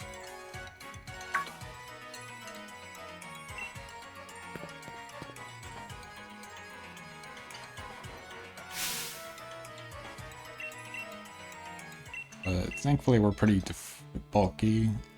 defensively bulky, so shouldn't be harming us too much.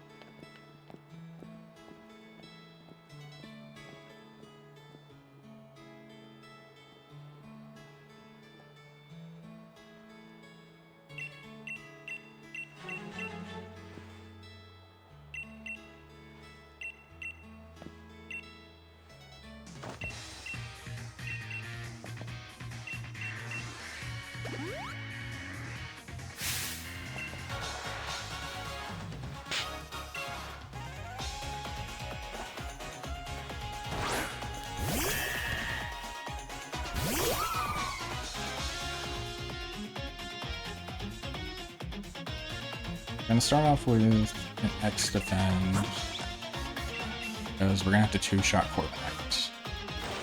And it also helps in case we get takedown, took him down, took down. Then our X attack. And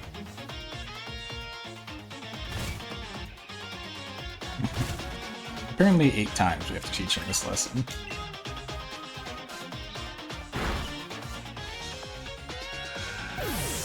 Okay. We got our +2 attack. Corviknight should come out next. And ideally we get the flinch.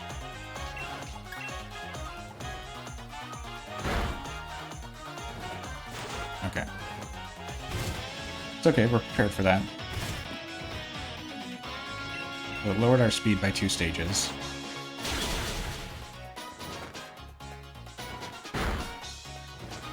But we got the 2-shot, which is technically like a 98.8% chance with the hail.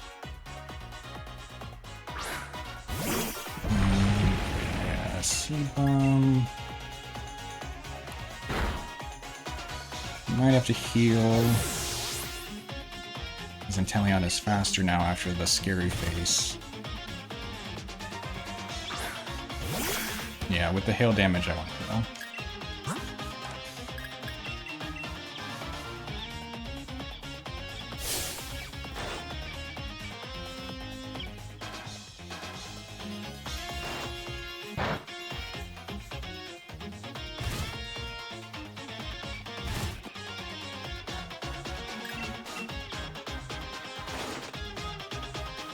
Should be fine. Definitely on Inteleon. Should be fine on Pincurchin too. Pincurchin? Pincurchin?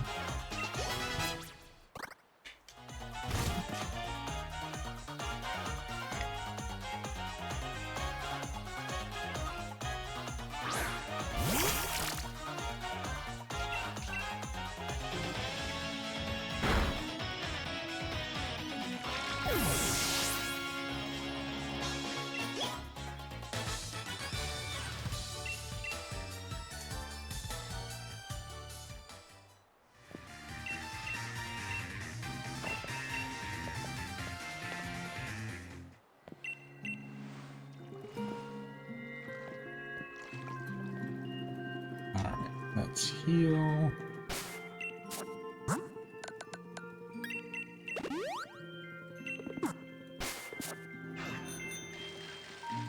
Oops. Turn just too early.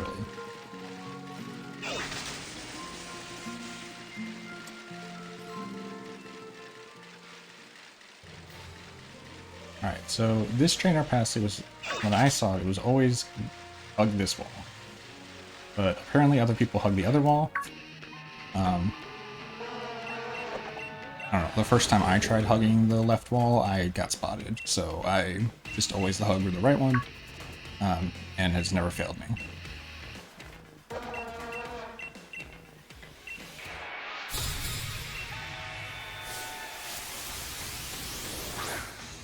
Mainly because the spinner, when she turns around, she looks to the left wall.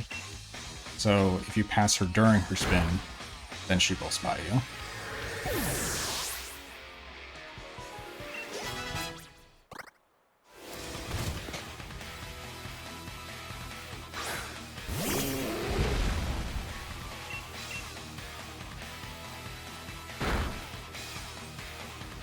It's fine.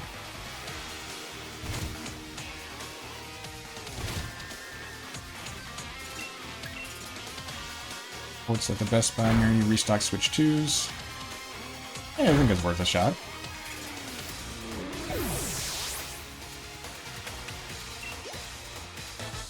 I mean, I would say yes. And if you can pick up a copy of DK Bonanza 2, I hear that's pretty good.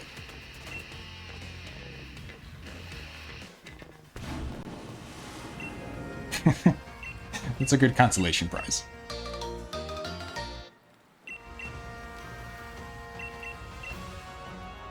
Oh yeah, you want to get Mario Kart. I've been... The hype has died down a little bit, but I still think it's very fun.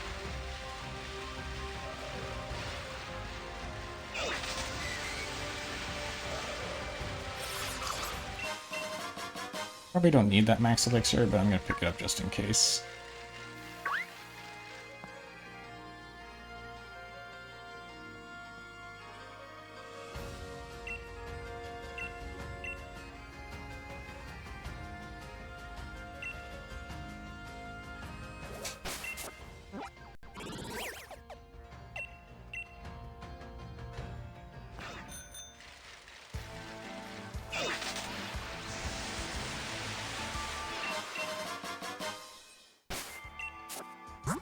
Oops.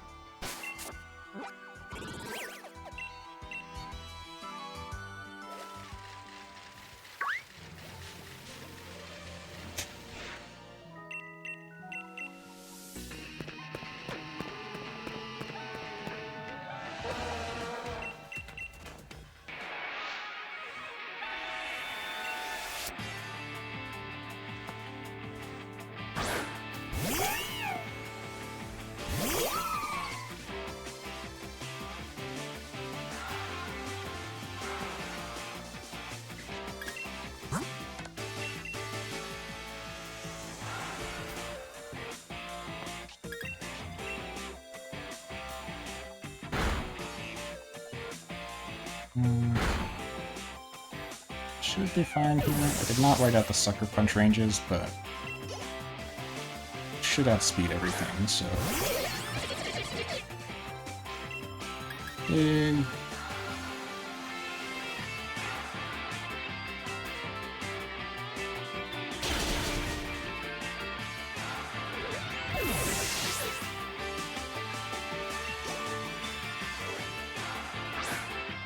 Yeah, that's what I was about to say, Burger. It's like, I think I have better odds at getting the Switch 2 than Pokemon cards.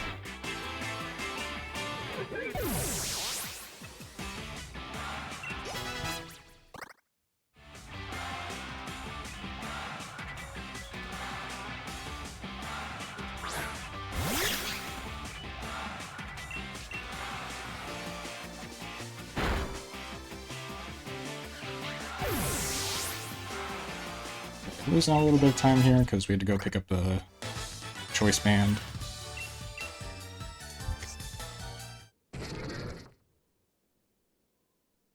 I'm just gonna let this evolve.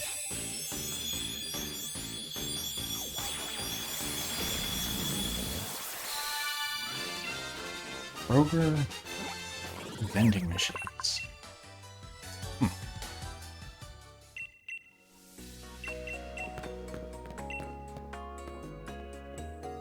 I have not noticed those at my local Kroger, but I will keep an eye out for them next time.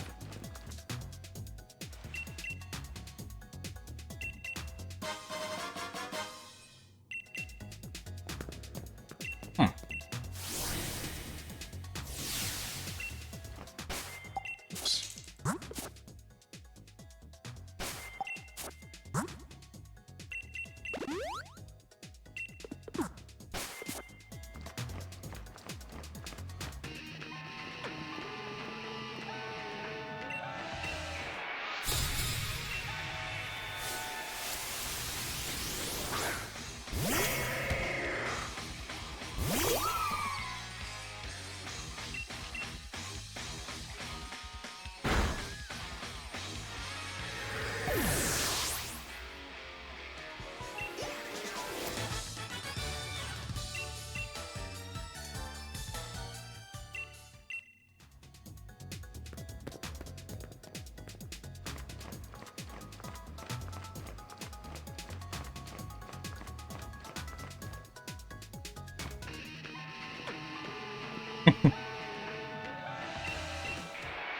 Yes, everybody ready to jam with the upcoming event.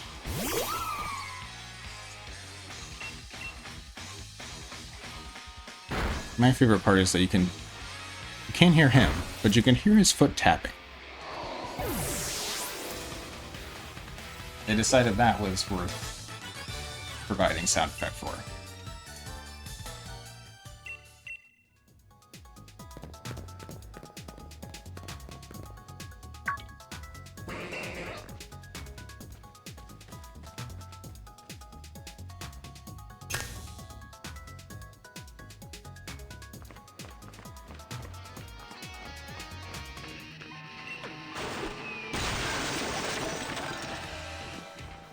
I guess, but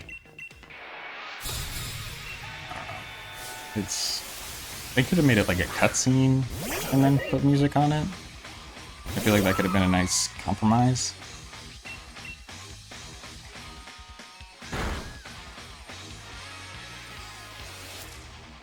I'm not gonna risk that.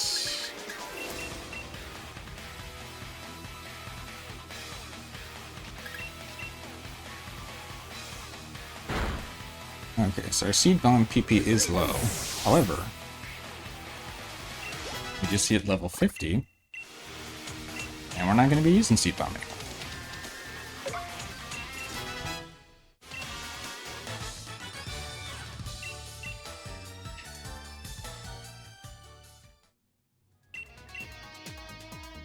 It served us well for the past hour and a half.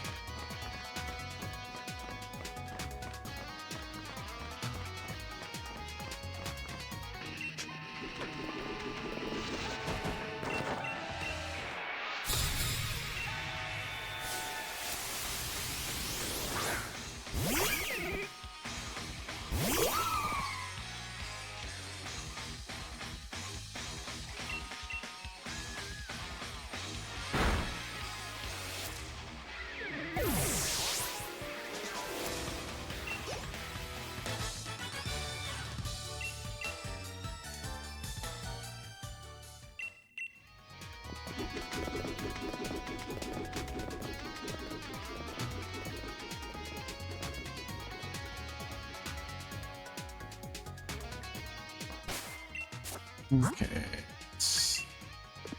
a little bit, and we also need choice band.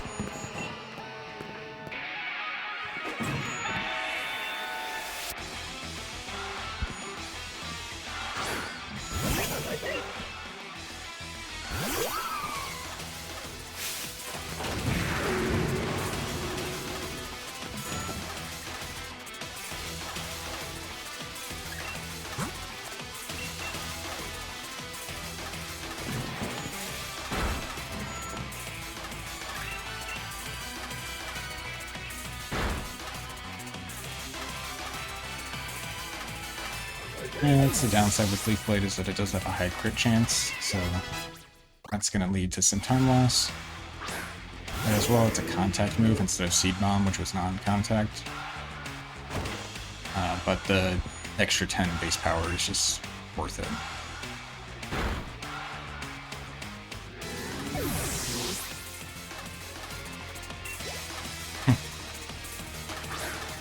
It's barely matter in the rest of the run.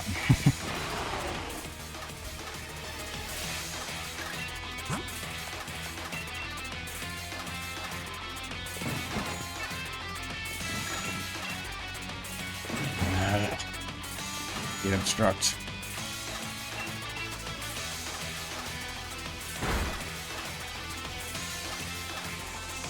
There's another crit.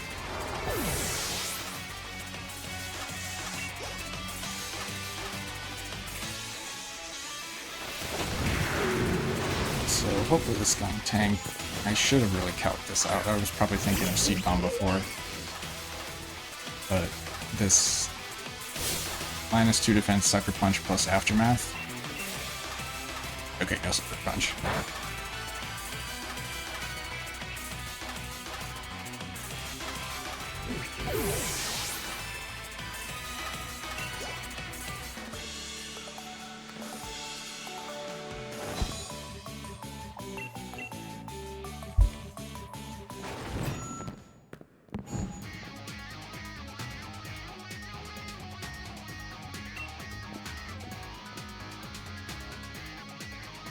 I did look up the vending machines, and none near me, but they are very present around DC.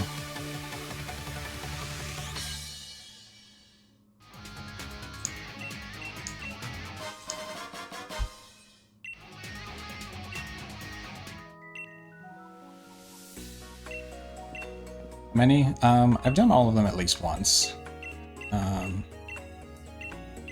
But... oh god. Sandy, that's... vicious. Yeah, I've done all the evolutions at least once on Switch 1. And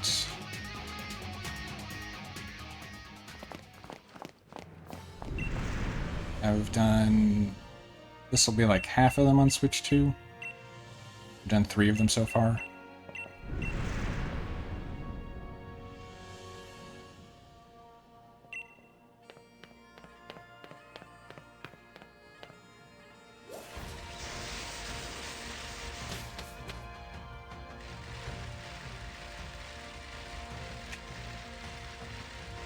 I think Leafeon originally got a bad rap because the first run of it that somebody did was not as optimized as it could have been. But it's actually not too bad. Well, there's also, you know, a smear campaign going against. Yeah, you can totally see the notes. Let's see.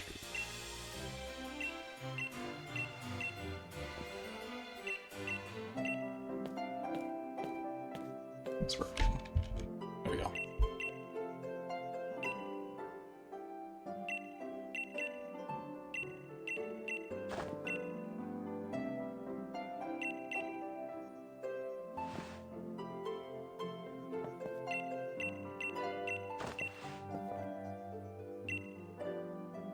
I don't have as much instructions in my notes about, like, things that apply to every TAM run, like set up your Pokemon to level 7 with no added EXP, and make sure there's no Eevees, and this is where you go for, you know, basic direction type stuff. It's kind of just bare bones, like, these are the attacks you use, these are the items you pick up.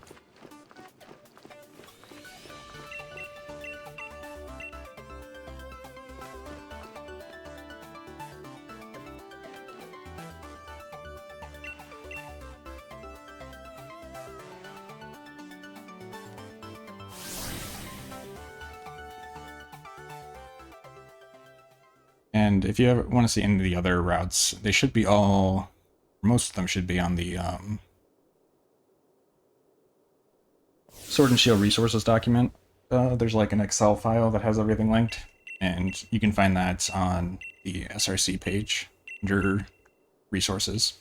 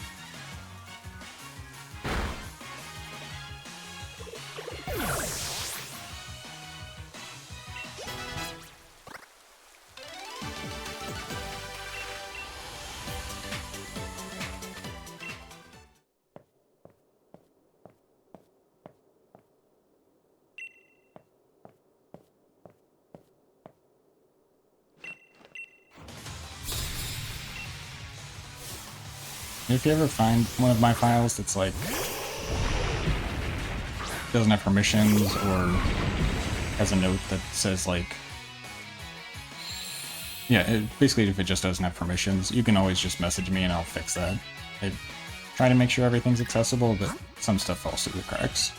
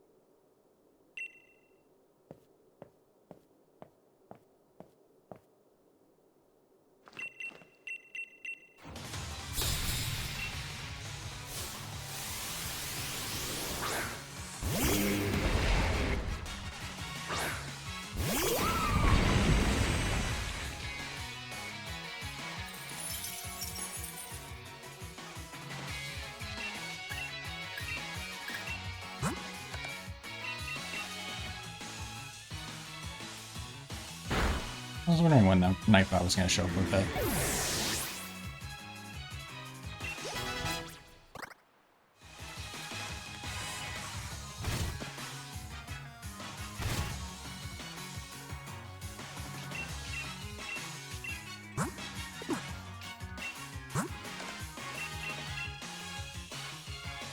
Since it used Noble Roar, this is technically a range. Okay.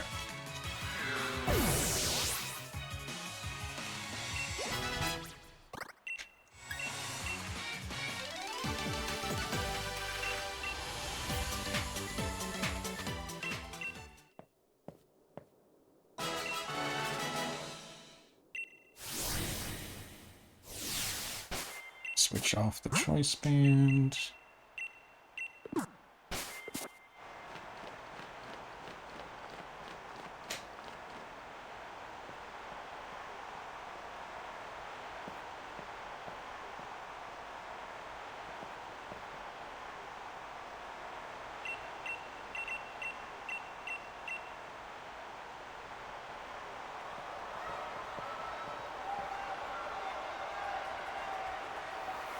So ideally we could just use the choice band, but we've got 3 Pokemon that are either weak or neutral grass, and 1 that is double resistant.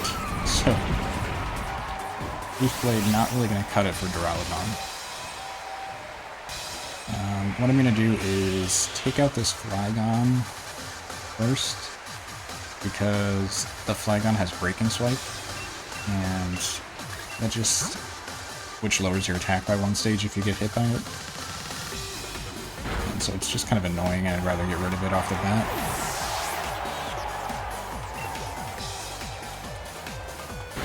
Sand.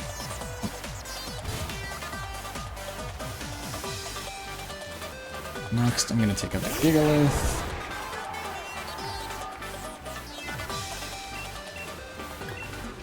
Oops.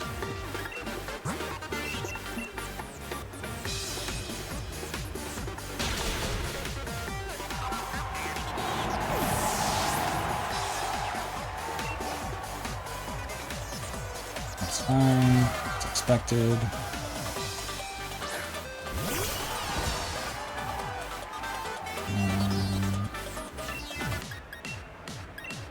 Dig the Duraludon. Powder.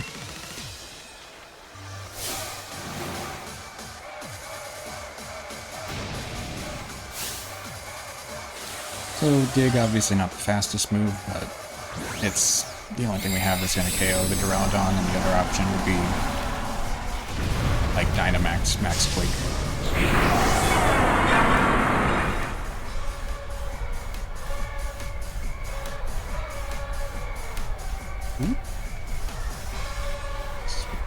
Misses, Fire Fang misses. Let's just use a Potion of Alert for now. And it kind of protects, it's great. Oh, yeah. I can turn it down in a sec. Yeah, the gym music does tend to spike.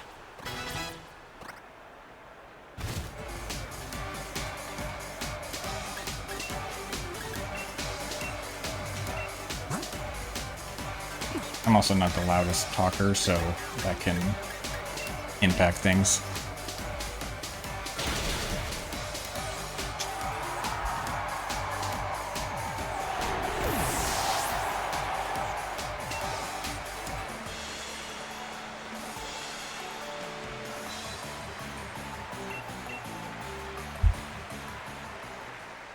No, I appreciate it. I'm always a little self-conscious of, like, I've not been streaming the longest, so I'm not as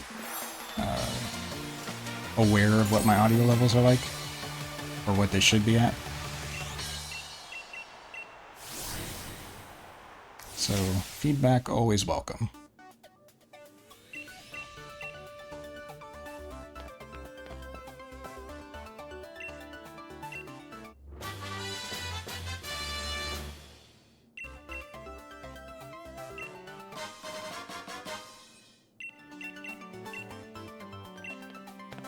Thank you. Appreciate that.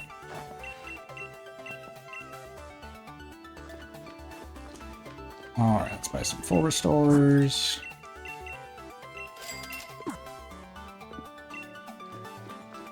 That's pretty standard for any route, is that pick up some full restores for the end game, since you have a lot of money at this point. And you can either buy them at that shop right there, which is my preference, or you can buy them in the Route 10 train station. Route 10 train station might be slightly faster, but it's kind of like doing early teeth versus late teeth. I like to do it early, so that way, on the off chance I forget, I have the second chance to do it.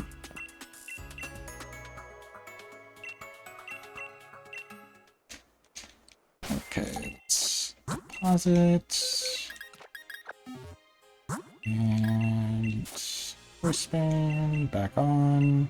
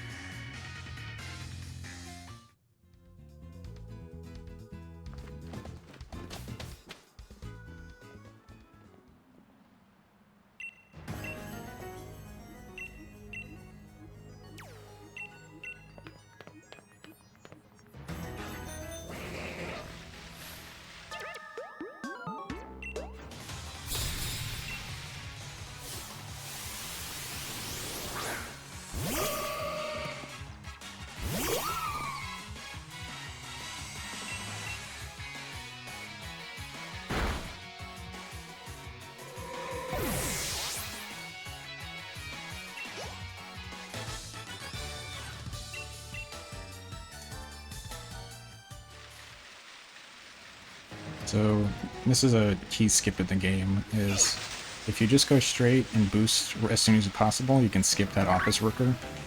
They'll still be looking down at their phone before they start their walk cycle.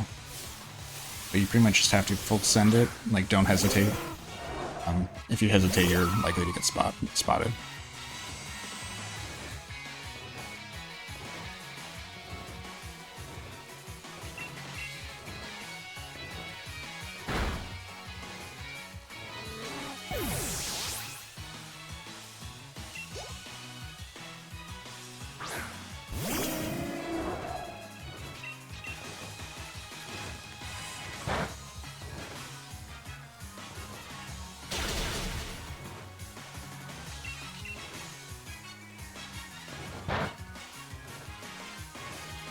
So if we had gotten the crit there, it actually would have mattered.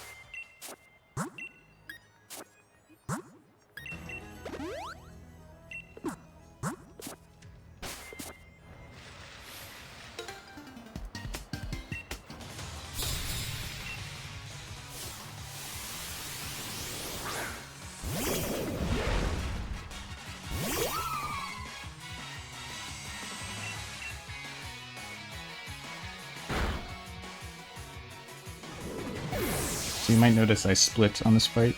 This is Gentleman Glenn.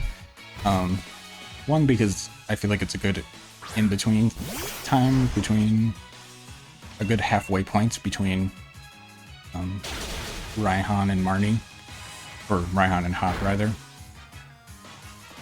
But also, this fight can just be kind of scary sometimes. Usually, mostly it's the Darmanitan, which has Guerrilla Tactics. Which, if you're unfamiliar, it's basically like a built-in choice band ability. And if you do not outspeed the Darmanitan, you can get pretty serious.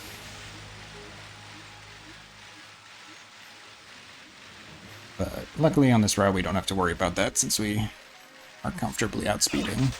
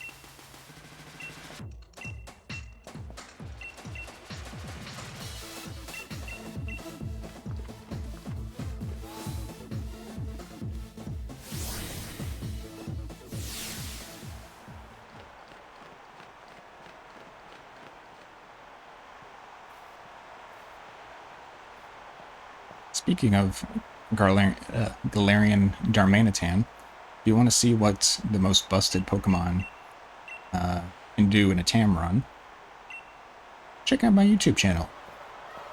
But really, I did a Darmanitan TAM earlier this week, and yeah, you can beat the game in under 3.5 hours.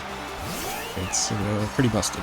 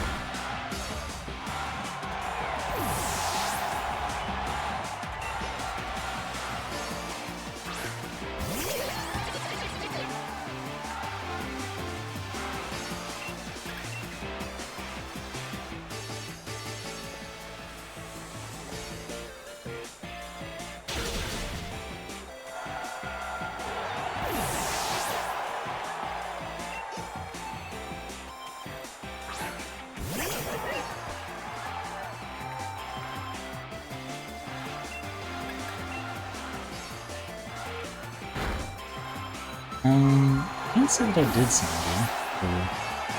I don't know where should I have gotten that on my phone?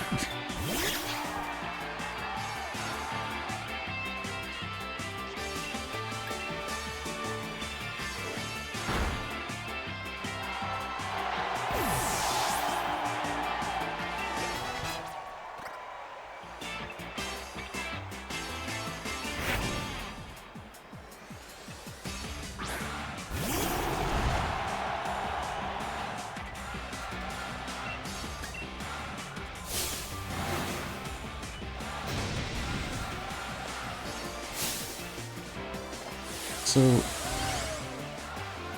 oh, is it from where you used to be, or?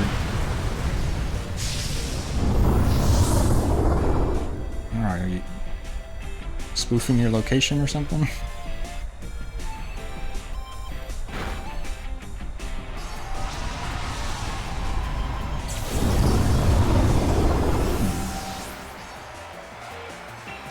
Okay, is it notifying you of a nuclear meltdown test, or is it a test notification in the event of a nuclear meltdown?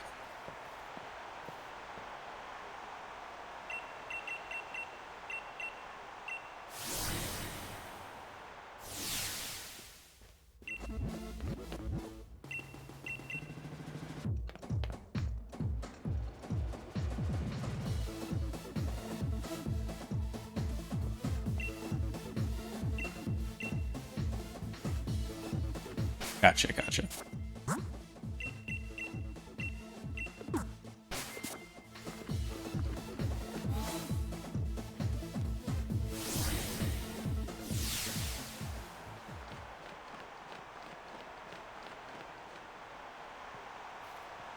Yeah, maybe you just accidentally got caught up in the warning area.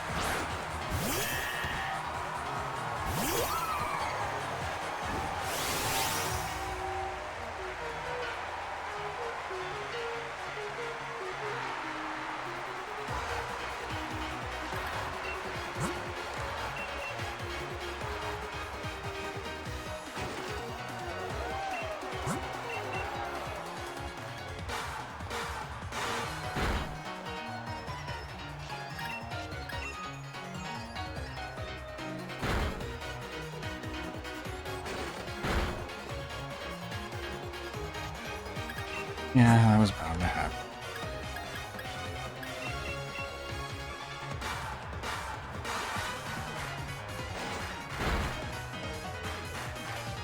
Okay, one paralysis is not too bad.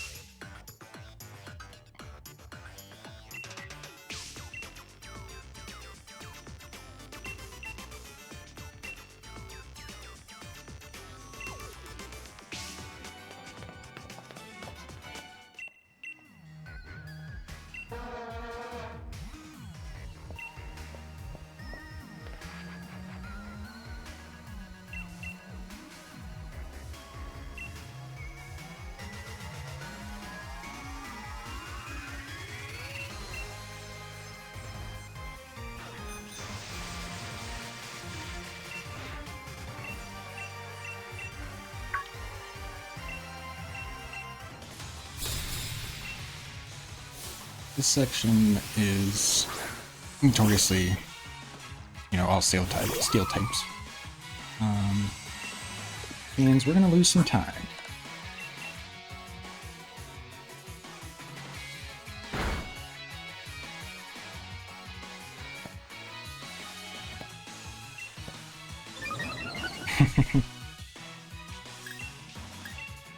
Yeah, that's always a, I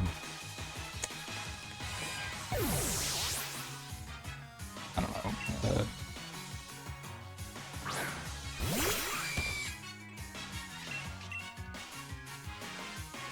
not the most welcome sight, I guess.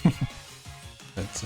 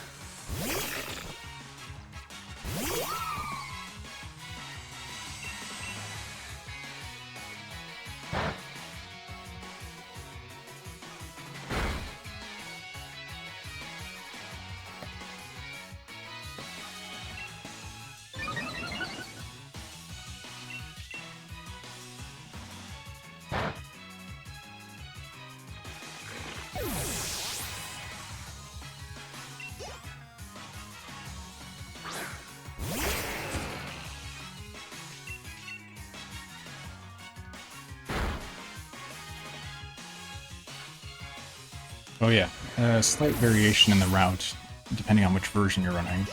So, I bought vitamins there, and for shield version I bought 3 Carbos to outspeed Barraskewda, and then I spent the rest on proteins to cover up some ranges on things like Torkoal, maybe Charizard as well. But on Sword version you get enough attack EVs that you don't need to buy any protein, and you just max out your Carbos.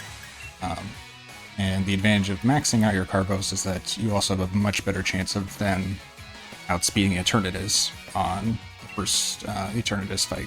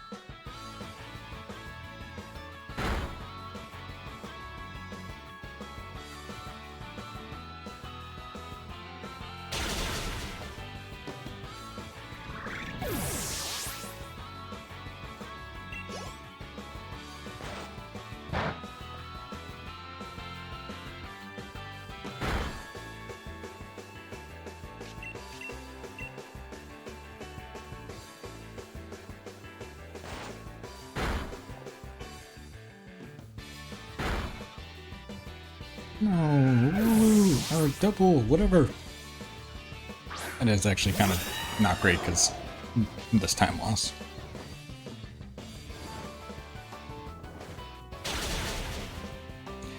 But that's a risky take when you have to use dig.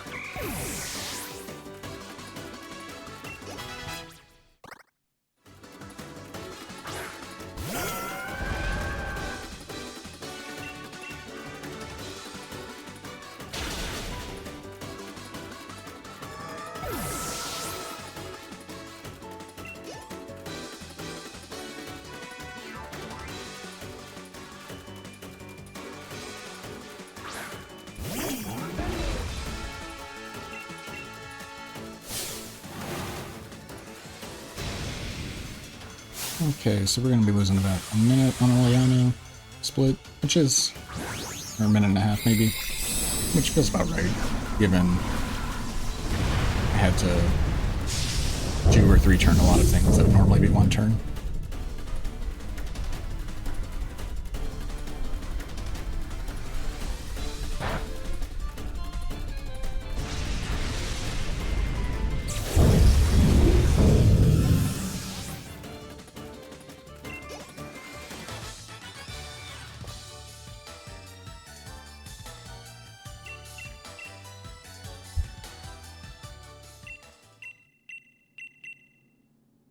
Alright, chat. Only 6 trainers left. So about 40 minutes.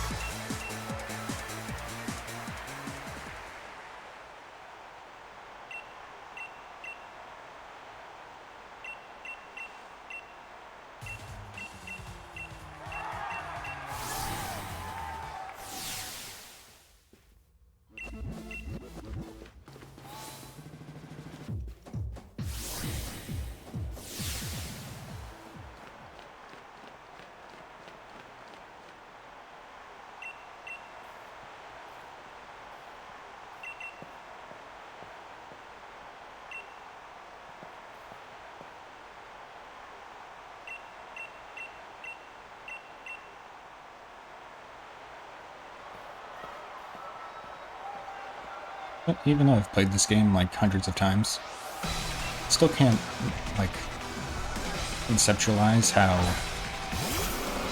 here to the end of the game is still another half hour. Like, just looking at my notes, it seems like, oh, there's barely anything left.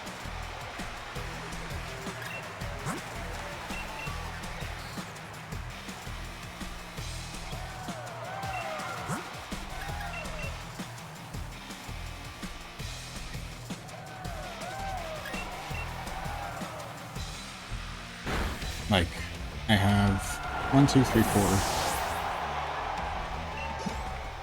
you know, fights plus Eternities. But somehow, it'll stretch to that long.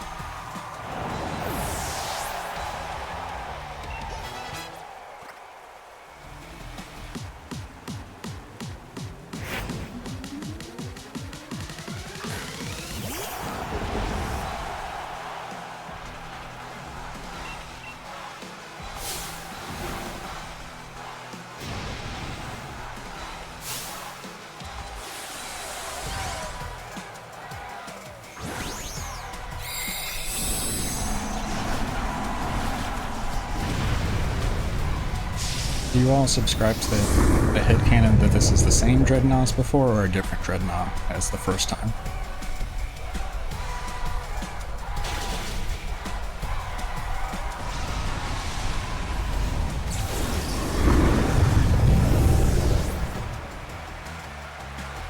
That's what I'm saying.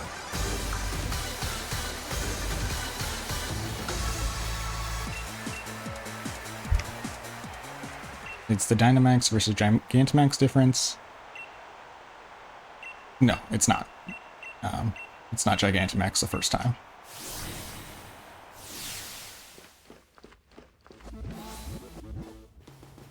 Additionally, it's a different gender Dreadnought, which, you know, trans Dreadnought. Yeah, I get it. And then, well, the third thing is it has a different ability. So, we're assuming she has a max soup and an ability patch.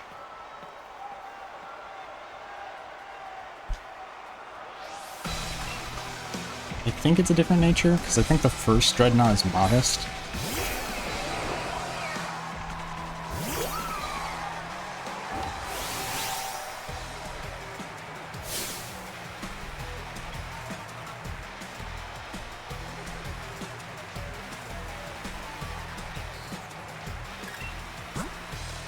I don't know what this means, Sandy, and I'm afraid to ask.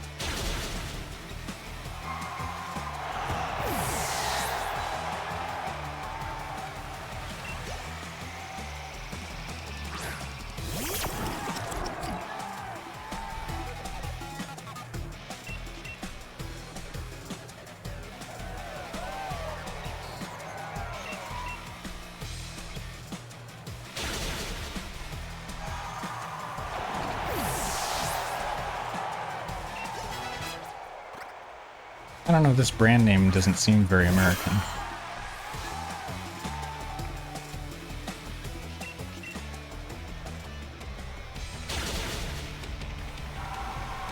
But yes, that is a wild thing to exist. Really? Oh, Midwestern, yeah.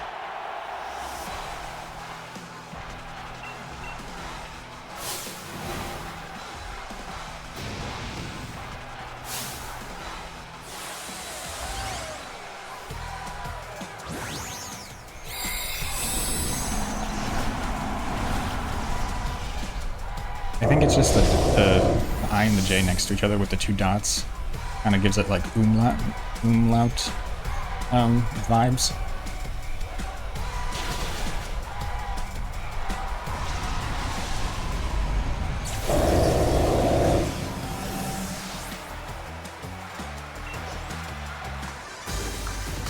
But admittedly, I've not spent extended time in the Midwest. Only kind of passed through.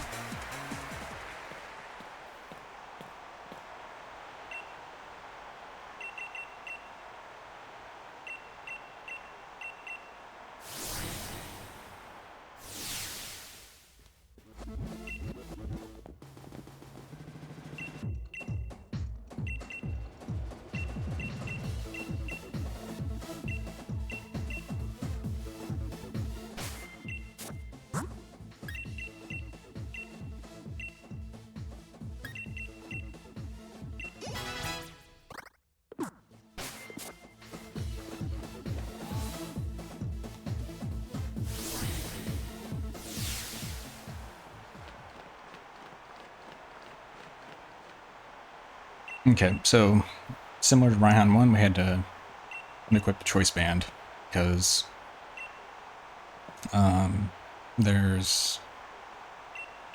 we just can't solo everything with the same move in this fight. So I equipped the Silk Scarf to facade the Torque Hole, which we can do because of those proteins we got.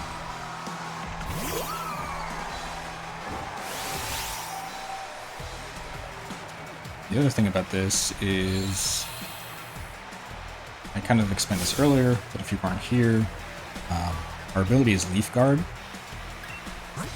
So, because we're in sunlight, we cannot be burned.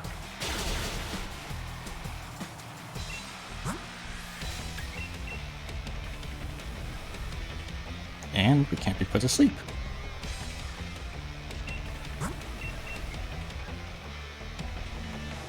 Ooh, great AI.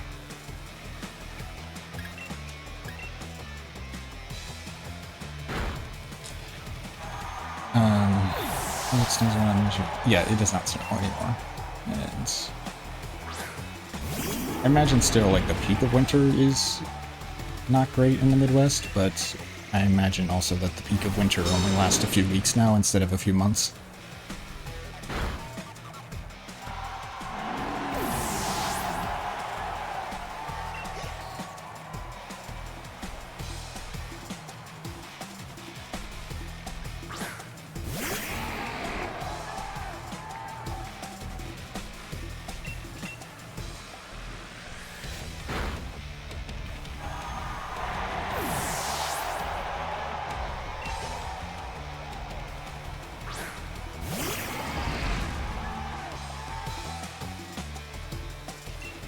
Yeah, when I was looking for places to move next out of, when I was moving out of Oregon, I was like looking at things with the climate lens, and the Midwest was looking pretty attractive because it was like not as cold anymore, and also, I mean, every area of the country has natural disasters, but, you know, you're far enough away from the coast and from earthquake spots and hurricane spots. But I guess you get tornadoes.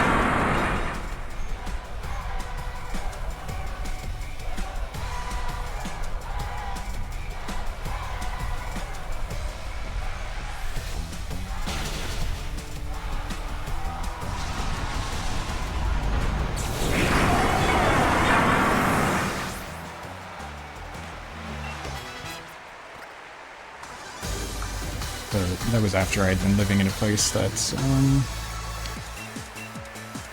was having a lot of wildfires and bad air quality and heat bubbles.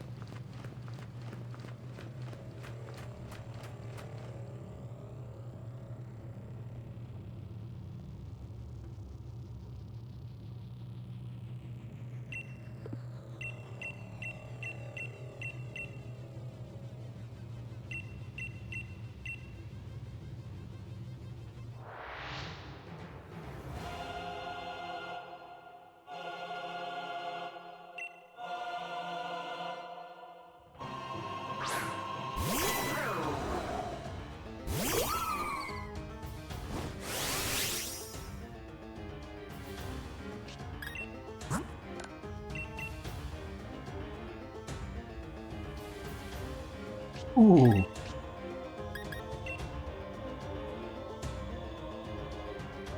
That Mega Horn miss was actually very big.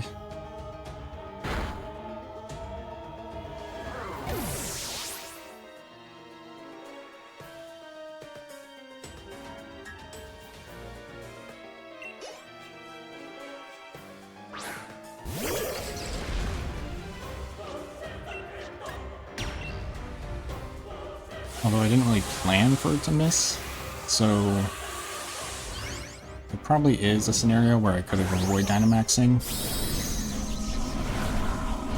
I didn't think about that beforehand.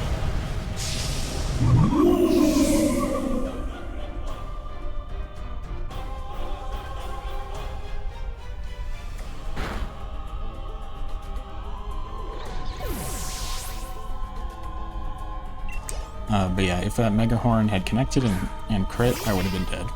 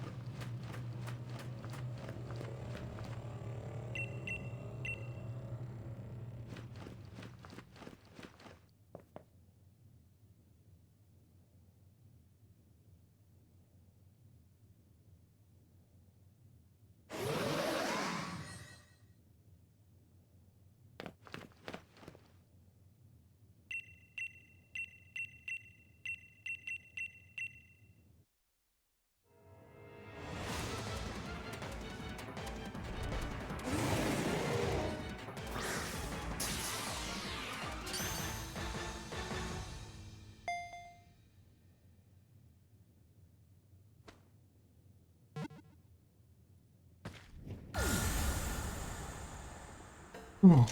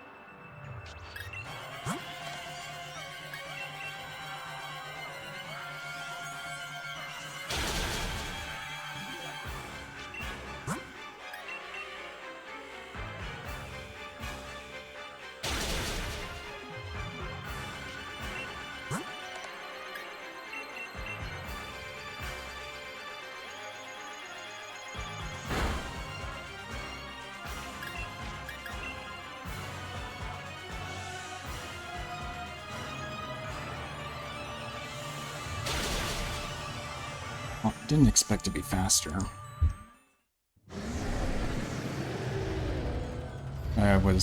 I knew I was faster, I would have just X attack dig. Oh well.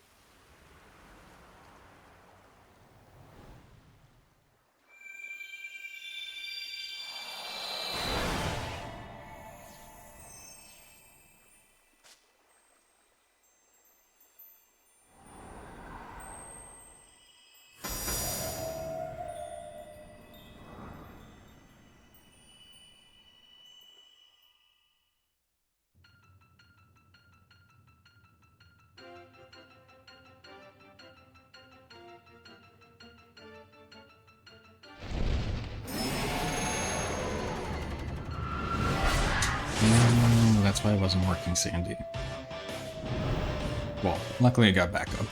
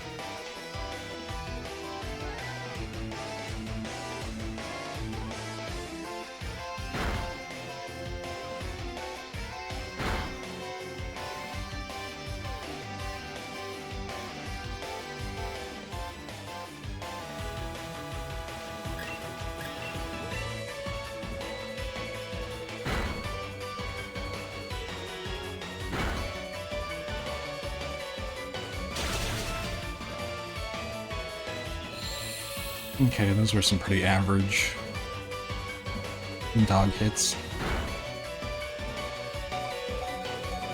Hopefully there's no layer action.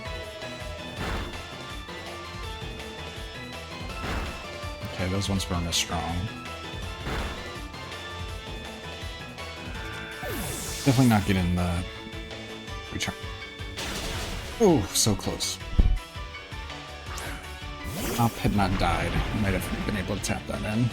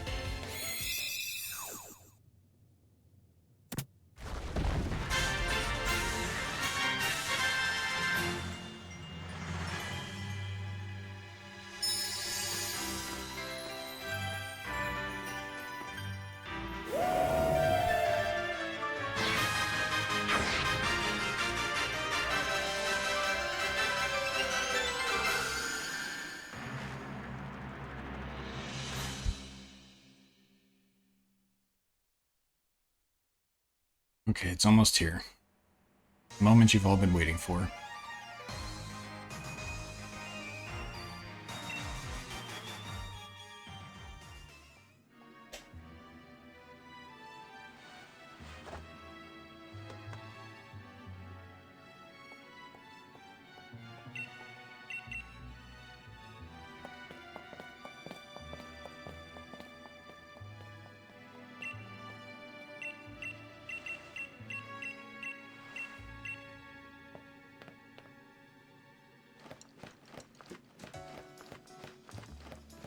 Okay, so let's deposit the Golurk. Equip. Oops. Nope, that's what I want. Equip the Silk Scarf. Bye. Then we're gonna teach the move.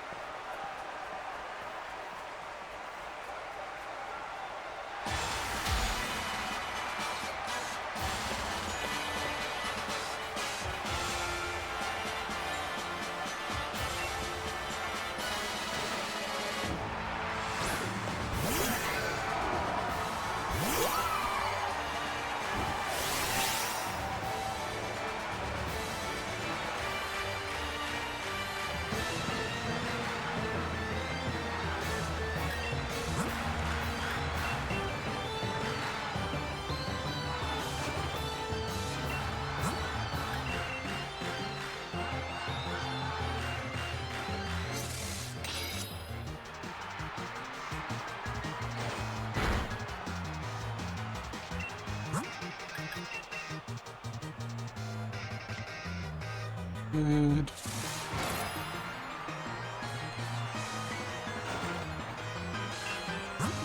More X attack.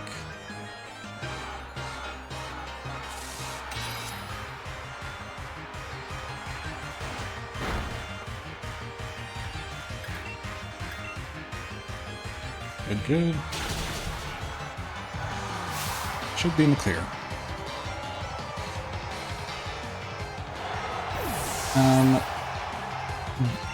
That was a possibility to get King Shield on that turn. I kind of just gambled.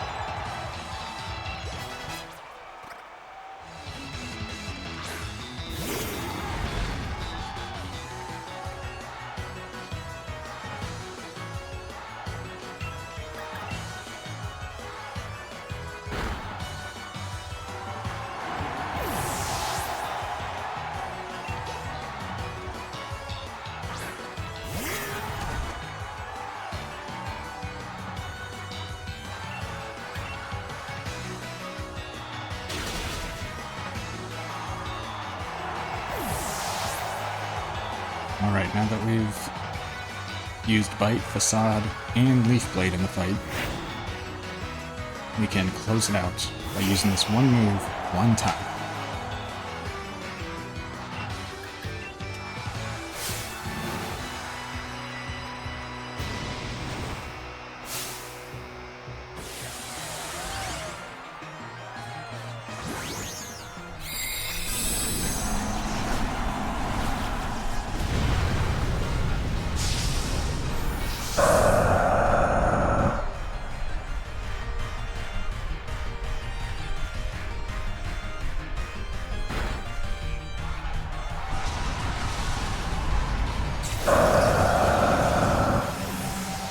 Probably, I've never seen Last Resort used in another speedrun or in like competitive games, but we used it here.